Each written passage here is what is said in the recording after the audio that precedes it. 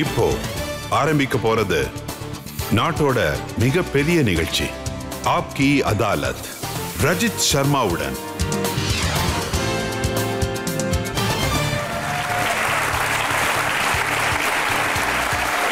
வணக்கம். தேங்க்யூ. சரி, ஆப்கி அதாலத்தில் இன்னைக்கு வழக்க ஆரம்பிக்கலாம். இன்னைக்கு நம்மோட விருந்தினர் எப்படிப்பட்ட நடிகைனா, இவங்க எப்படிப்பட்ட ஆக்ட்ரஸ்னா, மும்பையோட கிளாமரஸ் வேர்ல்டை விட்டுட்டு இவங்க சன்னியாசி ஆயிட்டாங்க, கடவுளை ஏத்துக்கிட்டாங்க, தீட்சை வாங்கியிருக்காங்க. அருமையான கரியரை விட்டுட்டு இவங்க சன்னியாசினியா மாறிட்டாங்க. அது யாருன்னு நீங்க யோசிக்கலாம். இவங்க 12 வருஷம் காணாம போயிட்டாங்க. அதனால நிறைய பேர் மறந்துட்டாங்க. இப்ப சமீபத்துல மகா கும்பல தான் தெரிஞ்சாங்க, மகா மண்டலேஸ்வர் ஆனாங்க. ஆனா நம்ம எல்லாருக்கும் அவங்களை எப்படி தெரிஞ்சிருந்ததுன்னா மம்தா குல்கர்னின்ற பேர்ல. Please welcome Mamata Kulkarni.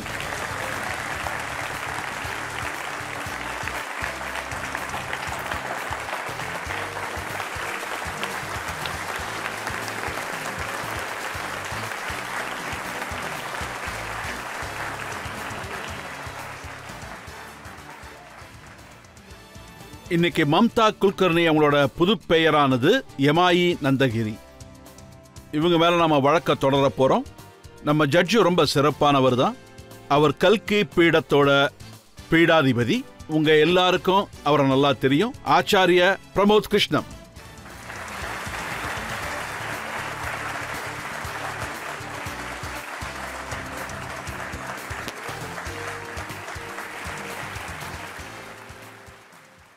இன்னைக்கு நாம இந்த வழக்க ஆரம்பிக்கிறதுக்கு முன்னாடி, இவங்கள கேள்விகள் கேட்கறதுக்கு முன்னாடி, இன்றைய ஜட்ஜ் ஆச்சாரிய பிரமோத் கிருஷ்ணமோட அனுமதியை நாம கேட்டு பெறலாம். அனுமதிக்கிறேன். கணேசாய நமஹ, குருபயோ நமஹ. சஜயதி சிந்து வர்தனோ தேவோ யத் பாச் பங்கஸ்மரணம் வாச ரிவித் மாசம் ராசிம் நாஷயதி விக்னம கணாதீப் समुक्षय कदंतक्ष कपिलो गजकर्णक लंबो दर्शक विकिटो विघ्नाशो गणादीप धूम्रकेतु गणाध्यक्षो भालचंद्रो गजानना. द्वादशैतानि नामानि पठे शृणुयादपि विद्यारंभ विवाहे च प्रवेश निर्गमे तथा संग्रामे संकटे विघ्नस्तस्य न जायते. शुक्लांभरधरं विष्णु शशिवर्णं चतुर्भुजं प्रसन्नं वदनं ध्यायेत् सर्वविघ्नोपशान्तये. व्यासं वसिष्ठनाथनं शक्ते पौत्रं कलंशं पराशरातं जं वन्दे शुक्तातं तपोनिधिं. व्यासाय विष्णुरूपाय व्यासरूपाय विष्णुवे नमो वे ब्रह्मनिधे वासिष्ठाय नमो नमः. गणेशाय नमः, गुरुभयो नमः.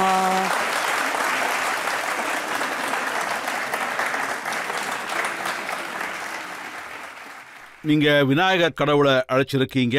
ஒரு நல்ல விஷயம் நடக்கிறதுக்கு முன்னாடி விநாயகரை தான் வேண்டிப்பாங்க. நான் இப்போ நல்ல விஷயத்தை ஆரம்பிக்க போறேன். சோ ஆப்கி அதாலத்துல இன்றைய வழக்கு ஆரம்பிக்கலாம்.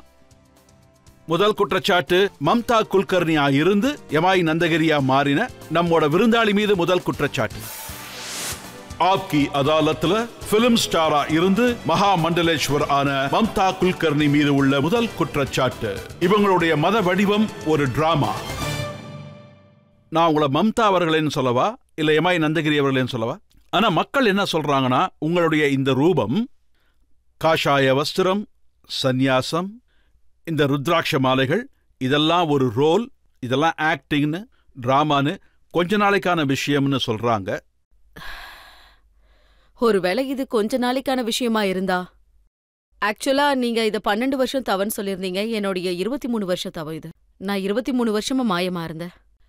நான் 2000 இருந்து 2012 வரைக்கும் கடுமையா தவம் பண்ணேன். அதான் சொல்லுவாங்களே, மகா மண்டலேஸ்வரர் யாராலையும் இருக்க முடியாது அப்படி நீங்க இருந்தா ஆயிடுவீங்கன்னு. நான் இந்த காவி உடைய சொல்லப்போனா விரும்பவே இல்ல. நான் எதுக்குள்ளேயும் அடங்கவே விரும்பல. ஏன்னா நான் எதுவும் தப்பு செஞ்ச மாதிரி எனக்கு தோணல. ஆக்சுவலா பார்த்தா இந்த உடை எனக்கு மகாசக்தி, மகா காளி, அப்புறம் பாத்தீங்கன்னா இது மகா கொம்பு, அப்புறம் மகா காலோட பூமி. அப்புறம் நான் மகாகால் அப்புறம் மகாகாளிக்கு எவ்வளவோ பூஜை பண்ணேன். ஒரு சில வாட்டி எனக்கு ரொம்ப பயமா இருக்கும். எனக்குள்ளந்து பிரச்சன் சண்டி வெளியில வந்துரும்னு. மிகப்பெரிய சர்ச்சைக்குள்ளா இருக்கிறது உங்களை மகாமண்டலேஸ்வர் ஆக்கி இருக்கிறது தான், அதுவும் மாற்றுத்திறனாளி சமூகத்துக்கு. நீங்க ஒரு மாற்றுத்திறனாளி இல்ல, நீங்க ஒரு பெண். ஓ, எங்களோட மகாமண்டலேஸ்வரர் டாக்டர் ஆச்சாரியா லக்ஷ்மி நாராயண திரிபாட்டி அவர்கள். அவர் ஒரு ஆச்சாரியா. எனக்கு இந்த மாதிரி எந்த ஆசையும் இல்லை. நான் இப்படி ஏதாவது ஒரு பதவியில அரெஸ்ட் ஆகணும்னு நினைக்கல. நான் பிரச்சனை சண்டியுடைய அர்த்த சொரூபம். அப்புறம் 2 நாளா மக்களும் இத பத்தி தான் பேசிக்கிட்டே இருக்காங்க. அங்க உள்ள ஜகத்குரு, நான் அவர் பேரை சொல்ல விரும்பல, என்னுடைய சர்ச்சையில அவருடைய பேர் வரக்கூடாது. அவரும் உங்களை போல என்ன கேலி பண்ணி பேசியிருக்காரு. ஆக்சுவலி நாங்க வந்தது எதுக்குன்னா ஸ்நானம் பண்றதுக்காக தான். அப்புறம் மதியானம் வரைக்கும் அந்த வேலைக்கான ஏற்பாடுகள் நடந்துச்சு. நான் மகாமண்டலேஸ்வரர் ஆயிட்டேன். எனக்கு ரதம் இருக்கும், கூடவே கொடை இருக்கும், அப்புறம் ஸ்டிக் இருக்கும். அது என்ன சொல்லுவாங்க, அதான் கொம்பு. அதுக்கான ஏற்பாடு எதுவும் நடக்கல. அப்புறம் எல்லாரும் போயிட்டாங்க. எல்லா மகாமண்டலேஸ்வரரும் அவங்களோட ரதத்துல ஸ்நானம் பண்றதுக்கு 12 மணிக்கே கிளம்பிட்டாங்க. அப்புறம் நான் 23 வருஷம் தவம் செஞ்சேன். என்ன அவங்க பின்னாடி ஒதுக்கிட்டாங்க. எனக்கு எந்த துக்கமும் இல்ல.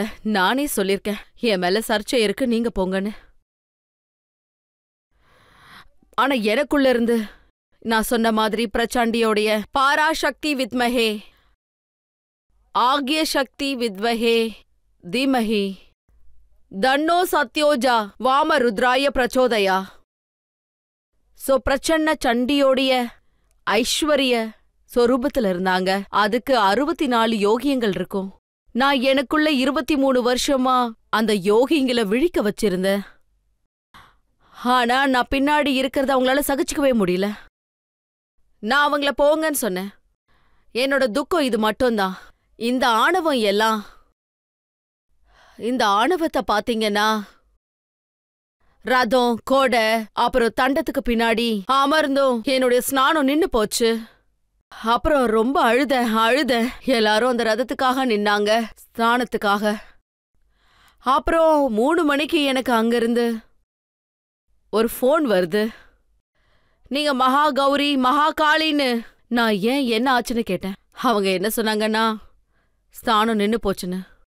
எல்லா ரதமும் அங்கே நின்னு போயிடுச்சு. அங்க என்ன நடந்துச்சுன்னு கேட்டேன். அவங்க சொன்னாங்க, நாங்க அங்கிருந்து 10 கிலோமீட்டர் நடந்து வந்துட்டு இருக்கோன்னு. அப்பதான் நான் சொன்னேன், நான் மகாகாளி. எந்த ஸ்நானத்துல நீங்க முழுகுறீங்களோ அது நான் தான். நீங்க எப்படி என்ன விட்டு போயிட்டீங்க? நான் என்ன கேட்டேன்னா, நான் 4 மணிக்கு எழுந்துச்சேன். என்னால ஸ்நானம் பண்ண முடியல.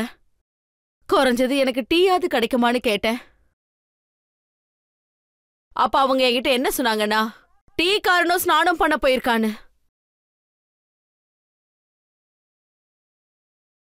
அப்ப பிரச்சனை சண்டிக்கு இன்னும் கோபம் வந்துடுச்சு.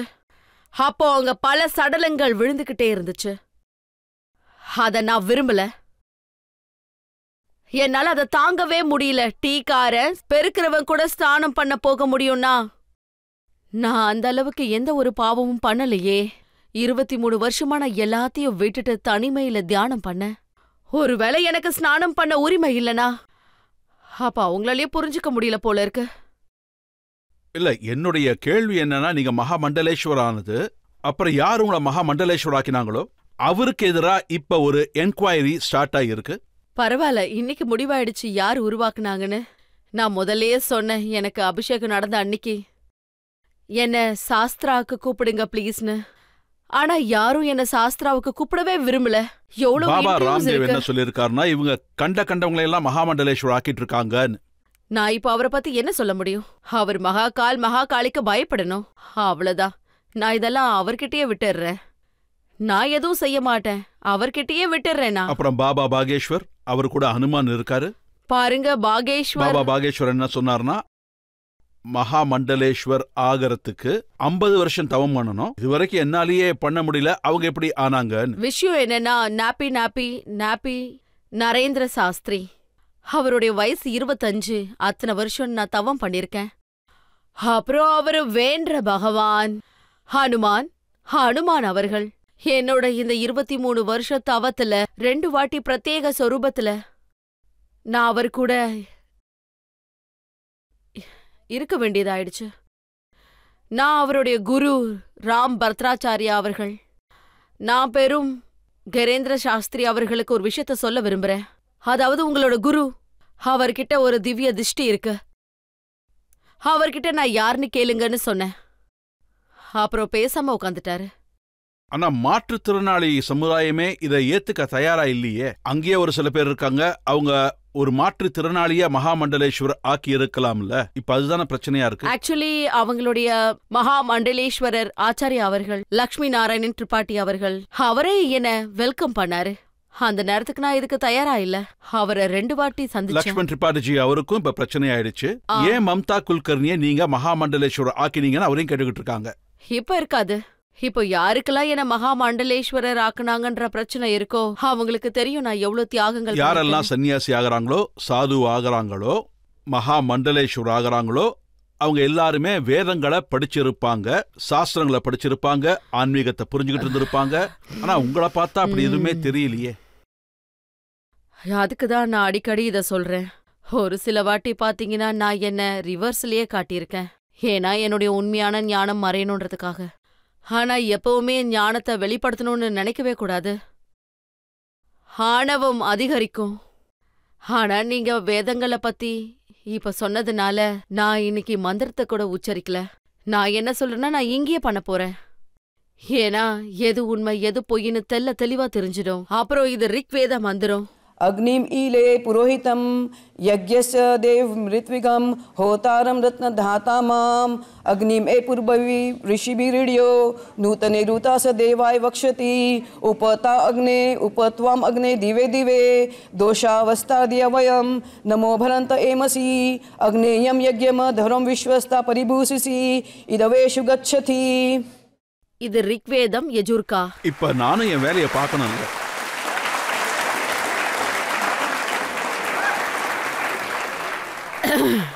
ஆக்சுவலி விஷயம் என்னன்னா நீங்க கணபதியே அழைச்சிருக்கீங்க, ஆதிசக்தியே அழைச்சிருக்கீங்க, பிரம்மாவும் இருக்கணும், நாராயணனும் இருக்கணும்.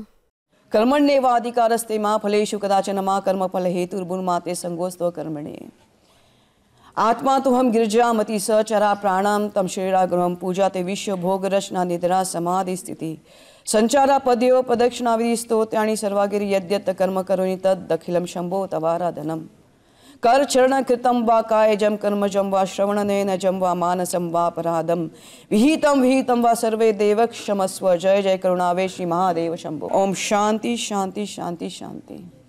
நல்லது. இப்ப நீங்க சாந்தமாயிட்டீங்கன்னா உங்ககிட்ட நான் பிரம்மா முடிஞ்சது, நாராயணன் முடிஞ்சது, சிவன் முடிஞ்சது. நடுவுல நான் அப்படியே ஒரு 2-3 கேள்விகளையும் கேட்டுக்கிறேன். இன்னும் லக்ஷ்மி முடியலையே. அப்புறம் சரஸ்வதியும் இருக்காங்க. ப்ளீஸ். இதெல்லாம் நடந்துகிட்டே தான் இருக்கும். நம்ம வாழ்க்கையில தினமும் நடந்துகிட்டு தான் இருக்கும். ஓகே, நீங்க ரொம்ப நல்லா சொன்னீங்க. இது சனாதன தர்மத்தோட பாரம்பரியம், கடவுள்களை ஞாபகப்படுத்திக்கிறது. நான் எத்தனை மந்திரத்தை உச்சரிச்சனோ இதுக்கும் பிரம்ம வித்யாக்கும் எந்த சம்பந்தமும் இல்ல.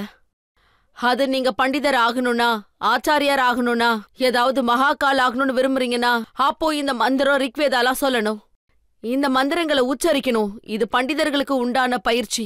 இத பிரம்ம வித்யான்னு சொல்லுவாங்க. அது எல்லா வார்த்தைகளையும் சாந்தப்படுத்தினதுக்கு அப்புறம் யாகம் நடக்கும், அஷ்டங்க யோகா நடக்கும். அது மூலியமா தான் இந்த பிரம்ம வித்தையை அடைய முடியும். அதுக்காக நம்ம தியானம் பண்ணியே ஆகணும், நாம தவம் பண்ணியே ஆகணும், நாம கடுமையான விரதம் பண்ணியே ஆகணும். அப்பதான் அது முழுமை அடையும். அத நாங்க குண்டலேனி சக்தி யோகான்னு சொல்லுவோம். இது குண்டலேனி யோகான்னு சொல்லுவாங்க. இது மூலதாரம் சக்கரம்னு சொல்லுவாங்க. அதோடு வார்த்தைகள் மந்திரங்களுக்கு எந்த சம்பந்தமும் இல்ல. நீங்க ஞானம் அடைஞ்சத மாற்றுத்திறனாளிகள் சமூகம் ஏத்துக்கிறதாவே இல்ல. அங்க ஒரு மகாமண்டலேஸ்வர் இருக்காங்க, ஹேமாங்கி அவர்கள். அவங்க என்ன சொல்லிருக்காங்கன்னா 10 கோடி ரூபாய் கொடுத்து தான் இவங்க மகாமண்டலேஸ்வர் ஆயிருக்காங்கன்னு. என்கிட்ட 10 கோடி இல்ல, 1 கோடி கூட இல்ல. என்னுடைய பேங்க் அக்கவுண்ட் சீல் பண்ணிட்டாங்க கவர்மெண்ட். நான் எந்த நிலைமையில இருக்கேன்னு உங்களுக்கு தெரியாது. என்னுடைய வாழ்க்கை இந்த கண்ணீர் சும்மா ஒண்ணு வரல. நான் எவ்வளவோ தியாகம் பண்ணிருக்கேன், எத்தனையோ விஷயங்கள. இப்ப என்னுடைய பேங்க் அக்கவுண்ட் சீஸ்ட். எல்லாமே சீஸ் ஆயிருக்கு. ஒருத்தர்கிட்ட கடன் வாங்கிட்டு தான் இப்படி, அதாவது 2 லட்சம் ரூபாய். அதாவது நான் குருக்கு தட்சணை கொடுக்கணும், அதுக்கு தான் அந்த 2 லட்சம் ரூபாய். அப்ப நீங்க என்ன சொல்ல வரீங்கன்னா, உங்களுக்குள்ள காளியோட சக்தி இருக்கு, அதனால தான் ரதம்லாம் நின்னு போச்சு இந்த மகா கும்பம்ல. நான் அவங்களுடைய சொரூபம். அப்ப பேங்க் அக்கவுண்ட் ஓபன் பண்ணுங்க.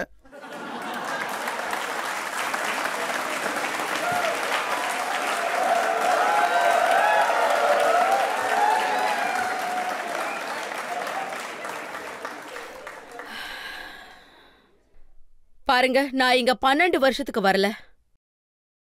23 வருஷத்துக்கு நான் இந்திய மண்ணுல அடியெடுத்து வைக்கல. நான் தீர்மான சக்தியில அடியெடுத்து வச்சிருக்கேன். யார் என் மேல பழிய சுமத்தி இருக்காங்களோ அந்த பழி முழுமையா கோர்ட்ல இருந்து நிராகரிக்கப்படணும். இப்ப அது முடிஞ்சிடுச்சு. இப்ப கேஸே இல்ல. என்னோட மம்தா குல்கர்னி என்ற பேரை பப்ளிசிட்டி பண்றதுக்காக தான் என்ன கேஸ்லே போட்டாங்க. சிபிஐ எல்லாரும் இங்க, உங்க எல்லாருக்குமே தெரியும் அந்த ஆபீசர் ஏன் என் பேரை எடுத்தாருன்னு. அவர் பாம்பேல கமிஷனர் ஆகணும்னு நினைச்சாரு, அதனாலதான் என் பேரை எடுத்தாரு. இப்ப அந்த கேஸ சுப்ரீம் கோர்ட், ஹைகோர்ட் தூக்கி போட்டுட்டாங்க. என்னோட தீர்மானம் இதுதான், கேஸ் முடியாத வரைக்கும் நான் இந்திய மண்ல காலடி எடுத்து வைக்க கூடாதுன்றது. எனக்கு இதை விட வேற என்ன வேணும்? யாரு என் மேல பழிய சுமத்துனாங்களோ முன்கூட்டியே அவரை கமிஷனர் போஸ்ட்ல இருந்து அவமானப்படுத்தி தூக்கி வீசிட்டாங்க. இன்னைக்கு நான் பழி சுமத்திட்டு இருக்கேன், எனக்கு ஒன்னும் ஆகாது இல்ல. அப்புறம் எனக்கு தெரிஞ்ச வரைக்கும் இப்ப நான் எங்க இருந்தேனோ அதாவது கும்பத்துல ஜகத்குரு இருந்தாரு, பாச்சி மகா மண்டலேஸ்வரர். அந்த ரதங்கள்லாம் திரும்ப வந்ததுக்கு அப்புறமா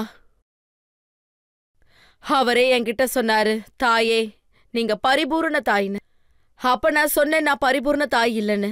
இன்னமும் நான் ஒரு சிஷ்யேதான்னு. ஏன்னா பரிபூரணம்ன்றது ஈஸ்வரன் மட்டும்தான். நீங்க என்ன பரிபூரணம்னு சொன்னீங்க. நான் இன்னும் நிறைய தெரிஞ்சு பாருங்க. நிறைய பேர் என்ன சொல்றாங்கன்னா, உங்களுடைய இந்த ரூபம் இருக்கு, இது இன்னும் கொஞ்ச நாளைக்கு தான் நீங்க மறுபடியும் படங்கள்ல நடிக்க போயிடுவீங்க. உங்களுக்கு நிறைய பப்ளிசிட்டி, நிறைய நல்ல பேரு கிடைச்சதுக்கு அப்புறம். பாருங்க, விஷயம் என்னன்னா, நீங்க இது வரைக்கும் எத்தனை பேரை பத்தி கேள்விப்பட்டீங்களோ அவங்கெல்லாம் 2-3 வருஷம் தான் இருப்பாங்க. அவங்க பிரம்ம வித்யா தியானத்தை பண்ணிருக்கவே மாட்டாங்க. வினோத் கண்ணாவோட பேரு உலகத்துக்கே தெரியும். அவரும் சன்னியாசியானாரு, அதுக்கப்புறம் படங்களுக்கு போயிட்டாரு. பாருங்க, இன்னொரு விஷயம், யாருக்கு இப்படி பரிபூர்ணமான ஞானம் இருக்கோ அவங்க இந்த மாதிரி பண்ணவே மாட்டாங்க. இது எப்படின்னா, ஒரு பால் மாதிரி, பாலை காய்ச்சி அத நெய்ய மாத்துற மாதிரி. நெய்ய மறுபடியும் பாலா மாத்த முடியாது. அதான் அதோடைய சொரூபம். இப்ப நான் 23 வருஷத்துல நான் நெய்யா மாறிட்டேன். 2-3 வருஷமா இருந்தா, ஆடம்பரமா இருந்தா, ஒருவேளை நான் திரும்பி வந்திருப்பேன். ஏன்னா பிரம்ம வித்யா இருக்குல்ல. உண்மையிலே இது ஜோக் இல்ல. இப்போ என்ன பார்த்து நிறைய பேர் வந்திருக்கிறத நான் பார்த்தேன். இப்போ நிறைய பேர் இந்த காவி உடையில வர்றத நான் பார்த்தேன். அவங்களுக்கு இது 2 நாள் ஆடம்பரம், ஃபேன்சி ட்ரெஸ் காம்படிஷன்ல வர மாதிரி. நான் 23 வருஷமா என்ன பண்ணேன்னு அவங்களுக்கு தெரியாது. நான் இந்த இடத்துக்கு எப்படி வந்தேன்னு அவங்களுக்கு தெரியாது. நான் 3 மாசம் சாப்பாட தியாகம் பண்ணியிருக்கேன். நான் இந்த மாதிரி ஹாட்டி யோகாவை முழுமையா கடைபிடிச்சு ஆதிசக்திய கூட என் எதிர்க்க நான் வர வச்சிருக்கேன். நான் ஆதிசக்தி கிட்ட சொன்னேன், நீ என் எதிர்க்க வராத வரைக்கும் நான் சாப்பிட மாட்டேன்னு. என்னுடைய 12வது நாள் அன்னைக்கு நான் 5 நாளைக்கு தண்ணி கூட குடிக்காம இருந்தேன். 15 நாள் கழிச்சு அப்புறம் பகவதி சாக்ஷாத் என் முன்னாடி வந்து நின்னாங்க. அதுக்கப்புறம் தான் நான் என் சாப்பாட சாப்பிட்டேன். ஆனா நீங்க தான் ஒரு நிமிஷம் இருங்க. முதல்ல நீங்க என்கிட்ட ஒரு கேள்வியை கேட்டீங்கல்ல, சொல்லுங்க. என்னுடைய பேங்க் அக்கவுண்ட கடவுள் ஏன் ஓபன் பண்ணன்னு கேட்டீங்கல்ல. ஒருவேளை நான் இப்படி இருந்தா, அதுவும் நான் ஈஸ்வரனுக்கு பிரசன்ன சண்டிய கையில விட்டுட்டேன், அதுதான் நிஜம். ஒருவேளை அது மேல எனக்கு ஆசை இருந்துச்சுன்னா நான் பாலிவுட்டையே விட்டு இருக்க கூடாது. 25 வருஷம் நான் வந்து பார்க்க கூட இல்ல. எனக்கு 3 அபார்ட்மெண்ட்ஸ் இருக்கு. அது பாழடைஞ்சு போயிடுச்சு. ஏன்னா அதை திறக்கிறதுக்கு 25 வருஷம் அது யாருமே இல்ல. அதோட போட்டோஸ் நான் உங்களுக்கு வேணா அனுப்புறேன். அந்த வீட்டு செவத்துல எல்லாம் கரையான் கூட இருக்கு. நான் உள்ள போனதில்ல, ஆனா வெளியில இருக்கிற நிலைமைய நான் காட்டுறேன் உங்களுக்கு. அப்ப பாத்தீங்கன்னா யார் இதெல்லாம் செய்ய முடியும்? ஒருவேளை எனக்கு பாலிவுட் மேல ஆசை இருந்தா எனக்கு 3 அபார்ட்மெண்ட்ஸ் இருக்கு. அது ஃபுல்லா கரையான் அரிச்சிருக்கு. நான் வாழ்க்கையில அதுக்கு ஒரு முக்கியத்துவமே கொடுக்கல. நானும் இதத்தான் கேக்குறேன். உங்களுக்குள்ள இவ்வளவு சக்தி அப்புறம் நான் ஏன் இதை இருக்கு தெரிஞ்சுக்கணும்? அதாவது நான் உங்களுக்குள்ள அவ்வளவு சக்தி இருந்தா அந்த அபார்ட்மெண்ட் எப்படி கெட்டு போக முடியும்? இல்ல, அது அப்படி இல்ல. அது நடந்திருக்காது இல்ல.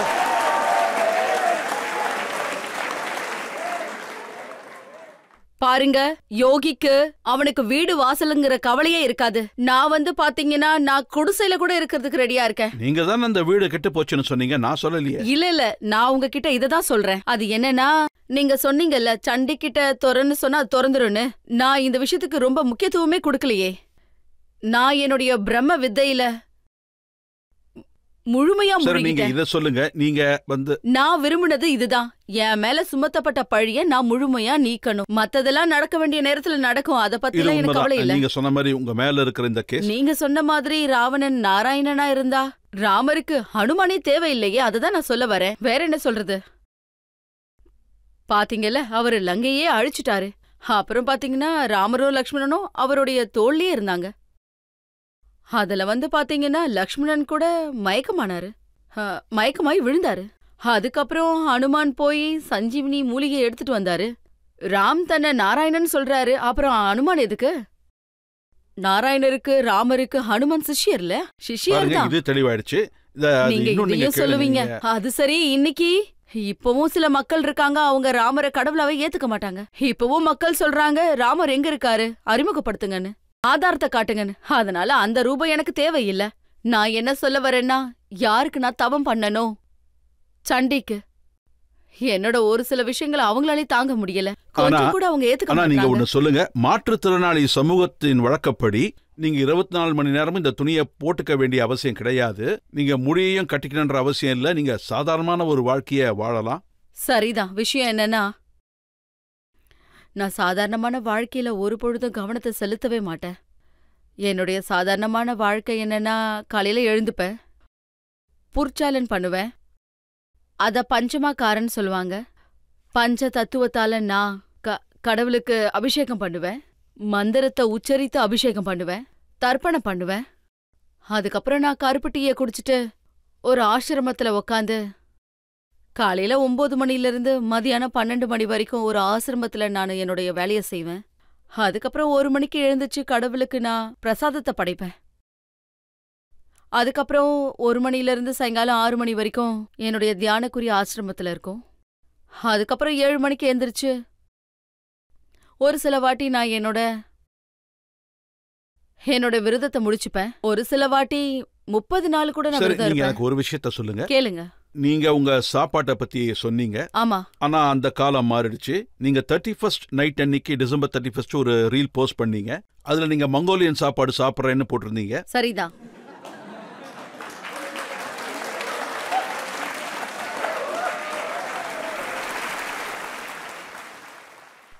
எப்போ நான் இந்த சித்த அவஸ்தாவை அடைஞ்சிட்டனோ, என்னோட குண்டலினி சக்தி திரிபுரா சுந்தரி எப்படி சரஸ்ரா சக்கரத்துல நின்னுச்சோ, அப்போ நான் 2 சித்த குருவை அடைஞ்சேன். நான் சொன்ன மாதிரி 10 சக்கரங்களுக்கு 10 கடவுள்கள் இருப்பாங்க. ஸ்ரீ கிருஷ்ணா என்ன ஒரு நாள் சோதிச்சாரு. அப்புறம் இந்த பரீட்சை நடக்கிற வரைக்கும் அவர் எனக்கு தரிசனம் கொடுக்க மாட்டாரு. அவரு பரீட்சை முடிஞ்ச பிறகுதான் எனக்கு தரிசனம் கொடுப்பாரு. என்னோட நிர்வ கல்ப சமாதி இங்க சேர்ந்ததும் 2 சித்த புருஷர்கள் சாஷாத் என் முன்னாடி நின்னாங்க. அப்புறம் அது வரைக்கும் நான் சுத்தமான உணவை சாப்பிட்டுக்கிட்டு இருந்தேன். அப்புறம் சுத்தமா இருந்துகிட்டு இருந்தேன். ஆனா நான் நிர்வ கல்பா சித்தா அவஸ்தாவில போய் சேர்ந்துட்டேன்னு எனக்கு எப்படி தெரிய வரும்? அதனால நான் உங்களுக்கு சுத்தமான உணவை கொடுக்க முயற்சி பண்ணேன். அவங்க என்ன சொன்னாங்கன்னா, மகளே, நான் சுத்தக்காரியா இருக்கிறதுனால அவங்க கிட்ட ஒண்ணு கேட்டேன். அவங்க சித்த புருஷர்கள்னு எனக்கு தெரிஞ்சிடுச்சு. அவங்களோட நடவடிக்கைகளை வச்சு, அவங்க உருவத்தை வச்சு. ஏன்னா எனக்கும் திவ்ய திருஷ்டி இருக்கு. சர்வமயம்ன்றது, அதாவது சர்வம். தயவு செஞ்சு என்ன சொல்ல விடுங்க இல்லனா இது அறகுறையாவே இருந்துரும். சோ சர்வ பிரதா சமாதியில இருந்து தான் இது ஆரம்பமாகும். சோ 2வது அத்தியாயம் சித்தியோடது. சோ அதனால அந்த 2 தவசியும் என்கிட்ட சொன்னாங்க. அவங்க என்ன சொன்னாங்கன்னா, எங்களுக்கு அசைவம் வேணும்னு சொன்னாங்க. அப்புறம் நான் என்ன சொன்னேன்னா, இது என்ன நிலை? இந்த சித்த புருஷர்கள் என் எதிரில எனக்குள்ள இருக்கிற திருஷ்டியால தெரியுற அந்த சித்த புருஷர்கள், ஆனா இவங்க ஏன் என்கிட்ட அசைவத்தை உணவா கேக்குறாங்கன்னு? இவங்க அப்படி என்ன சித்தியா அடைஞ்சிருக்காங்க? அவங்களோட தவம் பிரசனம் அடையல. அப்புறம் நான் இன்னும் கடுமையான தவம் செய்ய ஆரம்பிச்சேன். அப்போ நான் அந்த சித்த நிலைய அடைஞ்சேன். எந்த சித்த நிலைய மகாகாலியும் அடைவாங்களோ அது லக்ஷ்மி சுரூபத்துல போய் சுத்தமான உணவை சாப்பிடும். அப்புறம் அகோரிங்க கூட அசைவ உணவை சாப்பிடுவாங்க. நான் அந்த சித்த நிலைய அடைஞ்சேன். என்னுடைய தியானத்துக்கு அசைவத்தினால எந்த பிரச்சனையும் இல்ல. அதனாலதான் சைனீஸ், இட்டாலியன் எது வேணாலும் சாப்பிடலாம், அதுல எந்த பிரச்சனையும் இல்ல. ஆனா நான் அதை பண்ண மாட்டேன். ஒரு சில வாட்டி பண்ணுவேன். சரி, இத கொஞ்சம் சொல்லுங்களேன். அதுதான் உண்மையும் கூட. நீங்க சன்னியாசியானது உங்களுக்கு மதத்தின் மேல் உள்ள இந்த நம்பிக்கை இது முன்னாடில இருந்தே இருந்துச்சா, இல்ல இப்பதான் இதெல்லாம் வந்துதா? படத்துல நீங்க வேலை செய்யும்போது கூட இதெல்லாம் அவங்க கூட? ராஜா சார், நான் உங்க கேள்விக்கு பதில் சொல்லிட்டேன்னு நினைக்கிறேன். இப்ப நீங்க மறுபடியும் பவுன்ஸ் பண்ண முடியாது. நீங்க தானே சொன்னீங்க நீங்க பாலிவுட்ல இருக்கும்போது இந்த நவராத்திரி விரதம். ஆமா, நான் இததான் சொல்ல வரேன். பாலிவுட்ல 1996ல என்னோட வாழ்க்கையில குரு வந்துட்டாரு. அவர் பேரு ககன்கிரி மகாராஜ். அவர் மிகப்பெரிய துறவி. அப்புறம் என்னோட ஒரு புத்தகம் இருக்கு, 2011ல இருந்தது. 12 வருஷம், அதாவது நான் 23 வருஷம் பிரம்மச்சாரியா இருந்திருக்கேன். இதுக்கு முன்னாடி 2000ல இருந்து 2012 வரைக்கும். அப்புறம் பாத்தீங்கன்னா பிரம்மச்சாரி விரதத்தை நான் அடைஞ்சு தவம் பண்ணேன். நான் உங்களோட ஒரு இன்டர்வியூவை பார்த்தேன். அதுல என்ன எழுதி இருந்ததுன்னா, நீங்க படங்கள்ல ஒர்க் பண்ணும்போது நவராத்திரி விரதம் இருப்பீங்க, தியானம் பண்ணுவீங்க. ஆமா ஆமா ஆமா, கண்டிப்பா. ஆனா அதுல இதையும் சொல்லிருக்கீங்க, சாயங்காலம் ஆனா தாஜுக்கு போய் 2 பேருக்கு ஸ்காட்ச் எடுப்பீங்க. ஆமா ஆமா, அது உண்மைதான்.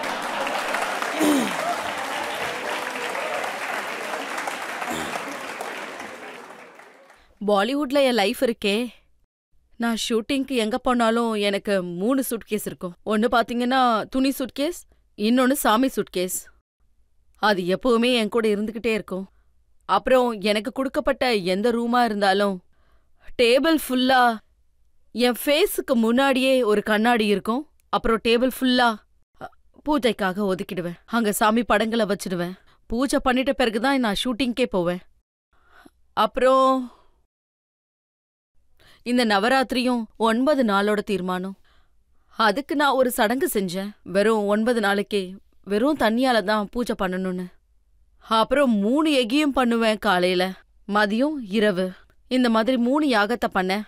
அப்புறம் நான் அந்த தீர்மானத்தோட 9 நாள் நான் 36 கிலோ சந்தன கட்டைகளை வச்சு நான் யாகம் பண்ணேன்.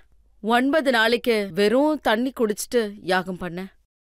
அப்புறம் 9 நாளைக்கு நான் அதே மாதிரி நான் சொன்ன மாதிரி இது பல ஜென்மத்தோட பயிற்சி. என்ன நடக்குதுன்னு எனக்கு தெரியாது. அப்பவே நான் 1 மணி நேரம் 2 மணி நேரத்துக்கு தியானத்துல இருப்பேன். ஹோமம் பண்ணும் போது நான் கண்ணை மூடிக்கிட்டு 3-4 மணி நேரம் தியானத்துல இருப்பேன். நான் 3-4 மணி நேரம் யாகம் பண்ணி முடிச்சதுக்கு அப்புறம் தான் என்னோட யாகமே முடியும். ராத்திரி ஹோமம் கூட இதே மாதிரி தான். இந்த மாதிரி 9 நாள் பண்ண இப்படிதான் முடிப்பேன். என்னுடைய டிசைனர் இருந்தாங்க பாலிவுட்ல. அவர் வந்து கேப்பாரு, வாட் மம்தா, வாட் இஸ் ஹேப்பனிங்னு, நீ ஏன் இவ்வளவு சீரியஸா இருக்க? அப்ப நான் என்ன சொன்னேன்னா, ஆமாமா நான் ரொம்ப சீரியஸ் ஆயிட்டேன்னு. Come come come come let's go. Enough, 9 dates enough. God, what is this? You become so serious. அப்போ தாஜ்க்கு நான் போனப்போ ஒரு 2 நவராத்திரி இப்படி முடிஞ்சது. அப்போ நான் ஸ்காட்ச் சாப்பிட்டேன். நான் 2 பெக் அடிச்சுட்டு அப்போ என்னுடைய டிசைனர் என் பக்கத்துல இருந்தாரு. அவர் பேரு கவல்ஜித். நான் அவர்கிட்ட சொன்னேன், Kamal just wait, I think I want to go rest room. ஆனா என்னுடைய 9 நாள் தவம் எப்படி இருந்துச்சுன்னா, எதுவுமே இல்ல, சாப்பாடு கூட இல்ல. 9 நாள் ஓமம் யாகம், வயிறு ஃபுல்லா கொஞ்சம் கொஞ்சமா எரிய ஆரம்பிச்சிடுச்சு. எப்படின்னா, இப்ப எரியும் போது நீங்க ஓமத்துல நெய் ஊத்துனா என்ன ஆகும், அப்படியே இன்னும் கூட எரிய ஆரம்பிச்சிடும். அதுக்கப்புறம் நான் சொன்னேன், நான் பாத்ரூம் போயிட்டு வரேன்னு. சோ அங்க எனக்கு என்ன ஆச்சுன்னு தெரியல. நான் கண்ணை மூடிட்டு உக்காந்துருந்தேன். அப்புறம் அப்படியே உடம்பு ஃபுல்லா sub sub sub sub sub sub sub sub sub sub sub sub sub எல்லாம் அப்படியே வந்துருச்சு. அப்புறம் அப்புறம் இந்த மாதிரி 40 நிமிஷம் ஆச்சு. 40 நிமிஷம் அப்படியே இருந்தேன். 40 நிமிஷம் ஆனதும் வெளியில கூட்டம் சேர்ந்துடுச்சு. என்னுடைய டிசைனர் வெளியில Mamata are you okay okay அப்படின்னு சொல்லிட்டு கதவை தட்டிட்டு இருந்தாங்க. I am sorry, I don't know what is happen. So அதனால வாமிட் வந்துரும்ல? ஆமா. இல்ல இல்ல இல்ல, எனக்கு 2 பேக்க விட அதிகமா பழக்கம் இல்ல. இல்ல இல்ல இல்ல. அப்புறம் அது என்ன ஆச்சுன்னா, ஹோமம் பண்ணும்போது நிறைய ஃபாஸ்டிங் இருந்ததுனால ஒரு தீ உற்பத்தி ஆகும். அதனால வாமிட் வராது. அப்படின்னா இதுக்கு அர்த்தம் தீ உற்பத்தி ஆனதுனால, நீங்க சித்தி அடைஞ்சதுனால எது சாப்பிட்டாலும் பரவாயில்ல, எதை குடிச்சாலும் பரவாயில்ல, எந்த பிரச்சனையும் இல்லைன்னு சொல்ல வரீங்களா? இல்ல இல்ல இல்ல இல்ல, இது 96ல நடந்துச்சு. 96, 97ல நடந்துச்சு. 2 வருஷம் நடந்துச்சு. என் குரு பார்த்தாரு, அவர் ஒரு தபஸ்வி. அவருக்கு என்ன தோணுச்சுன்னா, இந்த பொண்ணோட டிசைனர்ஸ், அவரோட பாலிவுட் அவளை ரொம்ப நாளைக்கு இந்த தவத்தை இவளை பண்ண விடாதுன்னு. அவரு ஒரு துறவி. அவரே சொல்லிருக்காருன்னா, அவரை சுத்தி இந்த சொம்பு, குச்சி, குண்டலும் அதெல்லாம் இருக்கும். அவரு எனக்கு இந்த மாதிரி ஒரு இடத்த ஏற்பாடு பண்ணாரு. அங்க 12 வருஷம் யாருமே, ஏன்னா நான் 12 வருஷம் தவம் பண்ணியே ஆகணும். அப்பதான் நமக்கு குண்டலினி சக்தி கிடைக்கும். அப்பதான் நாம நிர்வ கல்ப சமாதி கிட்ட போய் சேர முடியும். அப்பதான் நாம 12 வருஷத்தோடைய பிரம்மச்சாரி விரதத்தை பண்ணியே ஆகணும். அப்பதான் குண்டலினி சக்தி முழுமை அடையும். மக்கள் ஒருத்தர் இப்ப கேள்வி கேட்கலாம். மேடம், நான் உங்ககிட்ட ஒரு கேள்வி கேட்கிறேன். இந்தி படத்துல ஒரு பிரபலமான பாட்டு இருக்கு. संसार से भागे फिरते हो, संसार से भागे फिरते हो, भगवान को तुम क्या पाओगे? இந்த பாட்டை பத்தி நீங்க என்ன நினைக்கிறீங்க மேம்? நான் ஒரு பாட்டு பாடலாமா? गुरु चरणाम्बुज निर्भर भक्त संसारात चिराग भवमुक्त. गुरु चरणाम्बुज निर्भर भक्त संसारात चिराग भवमुक्त. सेन्द्रिय मानस नियमा देवो द्रक्षसि निज हृदय संदेवं. द्रक्षसि निज हृदय संदेवं. भज गोविन्दं भज गोविन्दं गोविन्दं भज मूढमदे. समप्राप्ते सन्निहिते काले समप्राप्ते सन्निहिते काले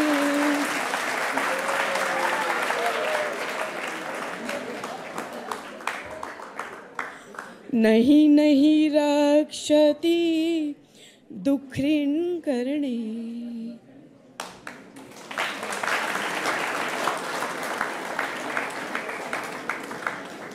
भज गोविन्दं भज गोविन्दं गोविन्दं भज मूढमदे. நீங்க ரொம்ப நல்லா பஜன் பாடினீங்க. நான் இப்போ ஒரு பிரேக் எடுத்துக்கிறேன். ஏன்னா எனக்கு ஒரு சின்ன பிரேக் கிடைக்கும், உங்களுக்கும் கிடைக்கும். இப்போ பிரேக் எடுத்துப்போம். பிரேக்குக்கு அப்புறம் ஆப்கி அதாலத்துல மம்தா குல்கர்னி மேல வழக்கும் கேள்விகளும் தொடரும். ये है एक चादर सोने वाले दो, ऊपर से ये सर्दी, बेदर्दी कैसे रात बिताएं. आओ दोनों एक चादर में सो जाएं.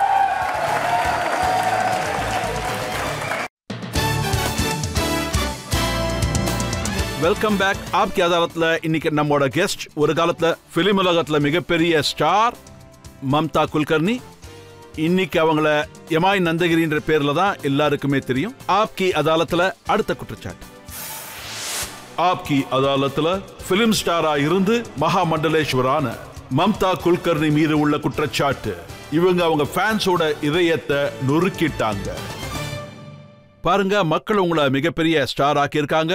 ரொம்ப அன்பு காட்டியிருக்காங்க, ரொம்பவே மரியாதை கொடுத்துருக்காங்க, உங்களுக்கு லட்சக்கணக்கான ஃபாலோயர்ஸ் இருக்காங்க, உங்களோட ஒவ்வொரு படமும் சூப்பர் ஹிட் ஆச்சு.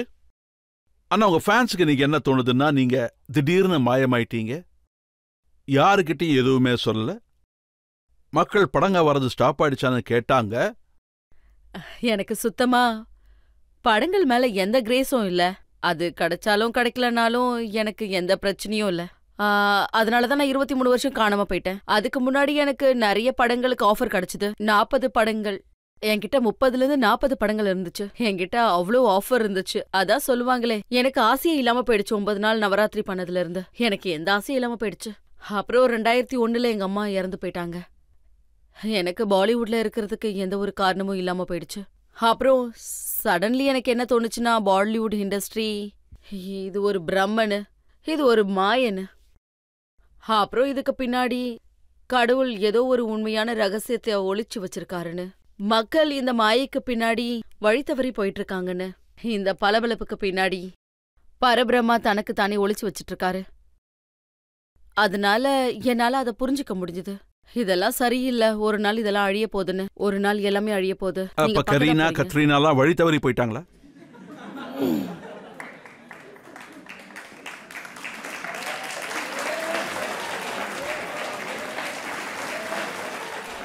இல்ல இல்ல இல்ல, நான் அப்படி சொல்ல வரல. வழி தவறி போல, அதுவும் மக்களுக்கு அவசியம்தான்.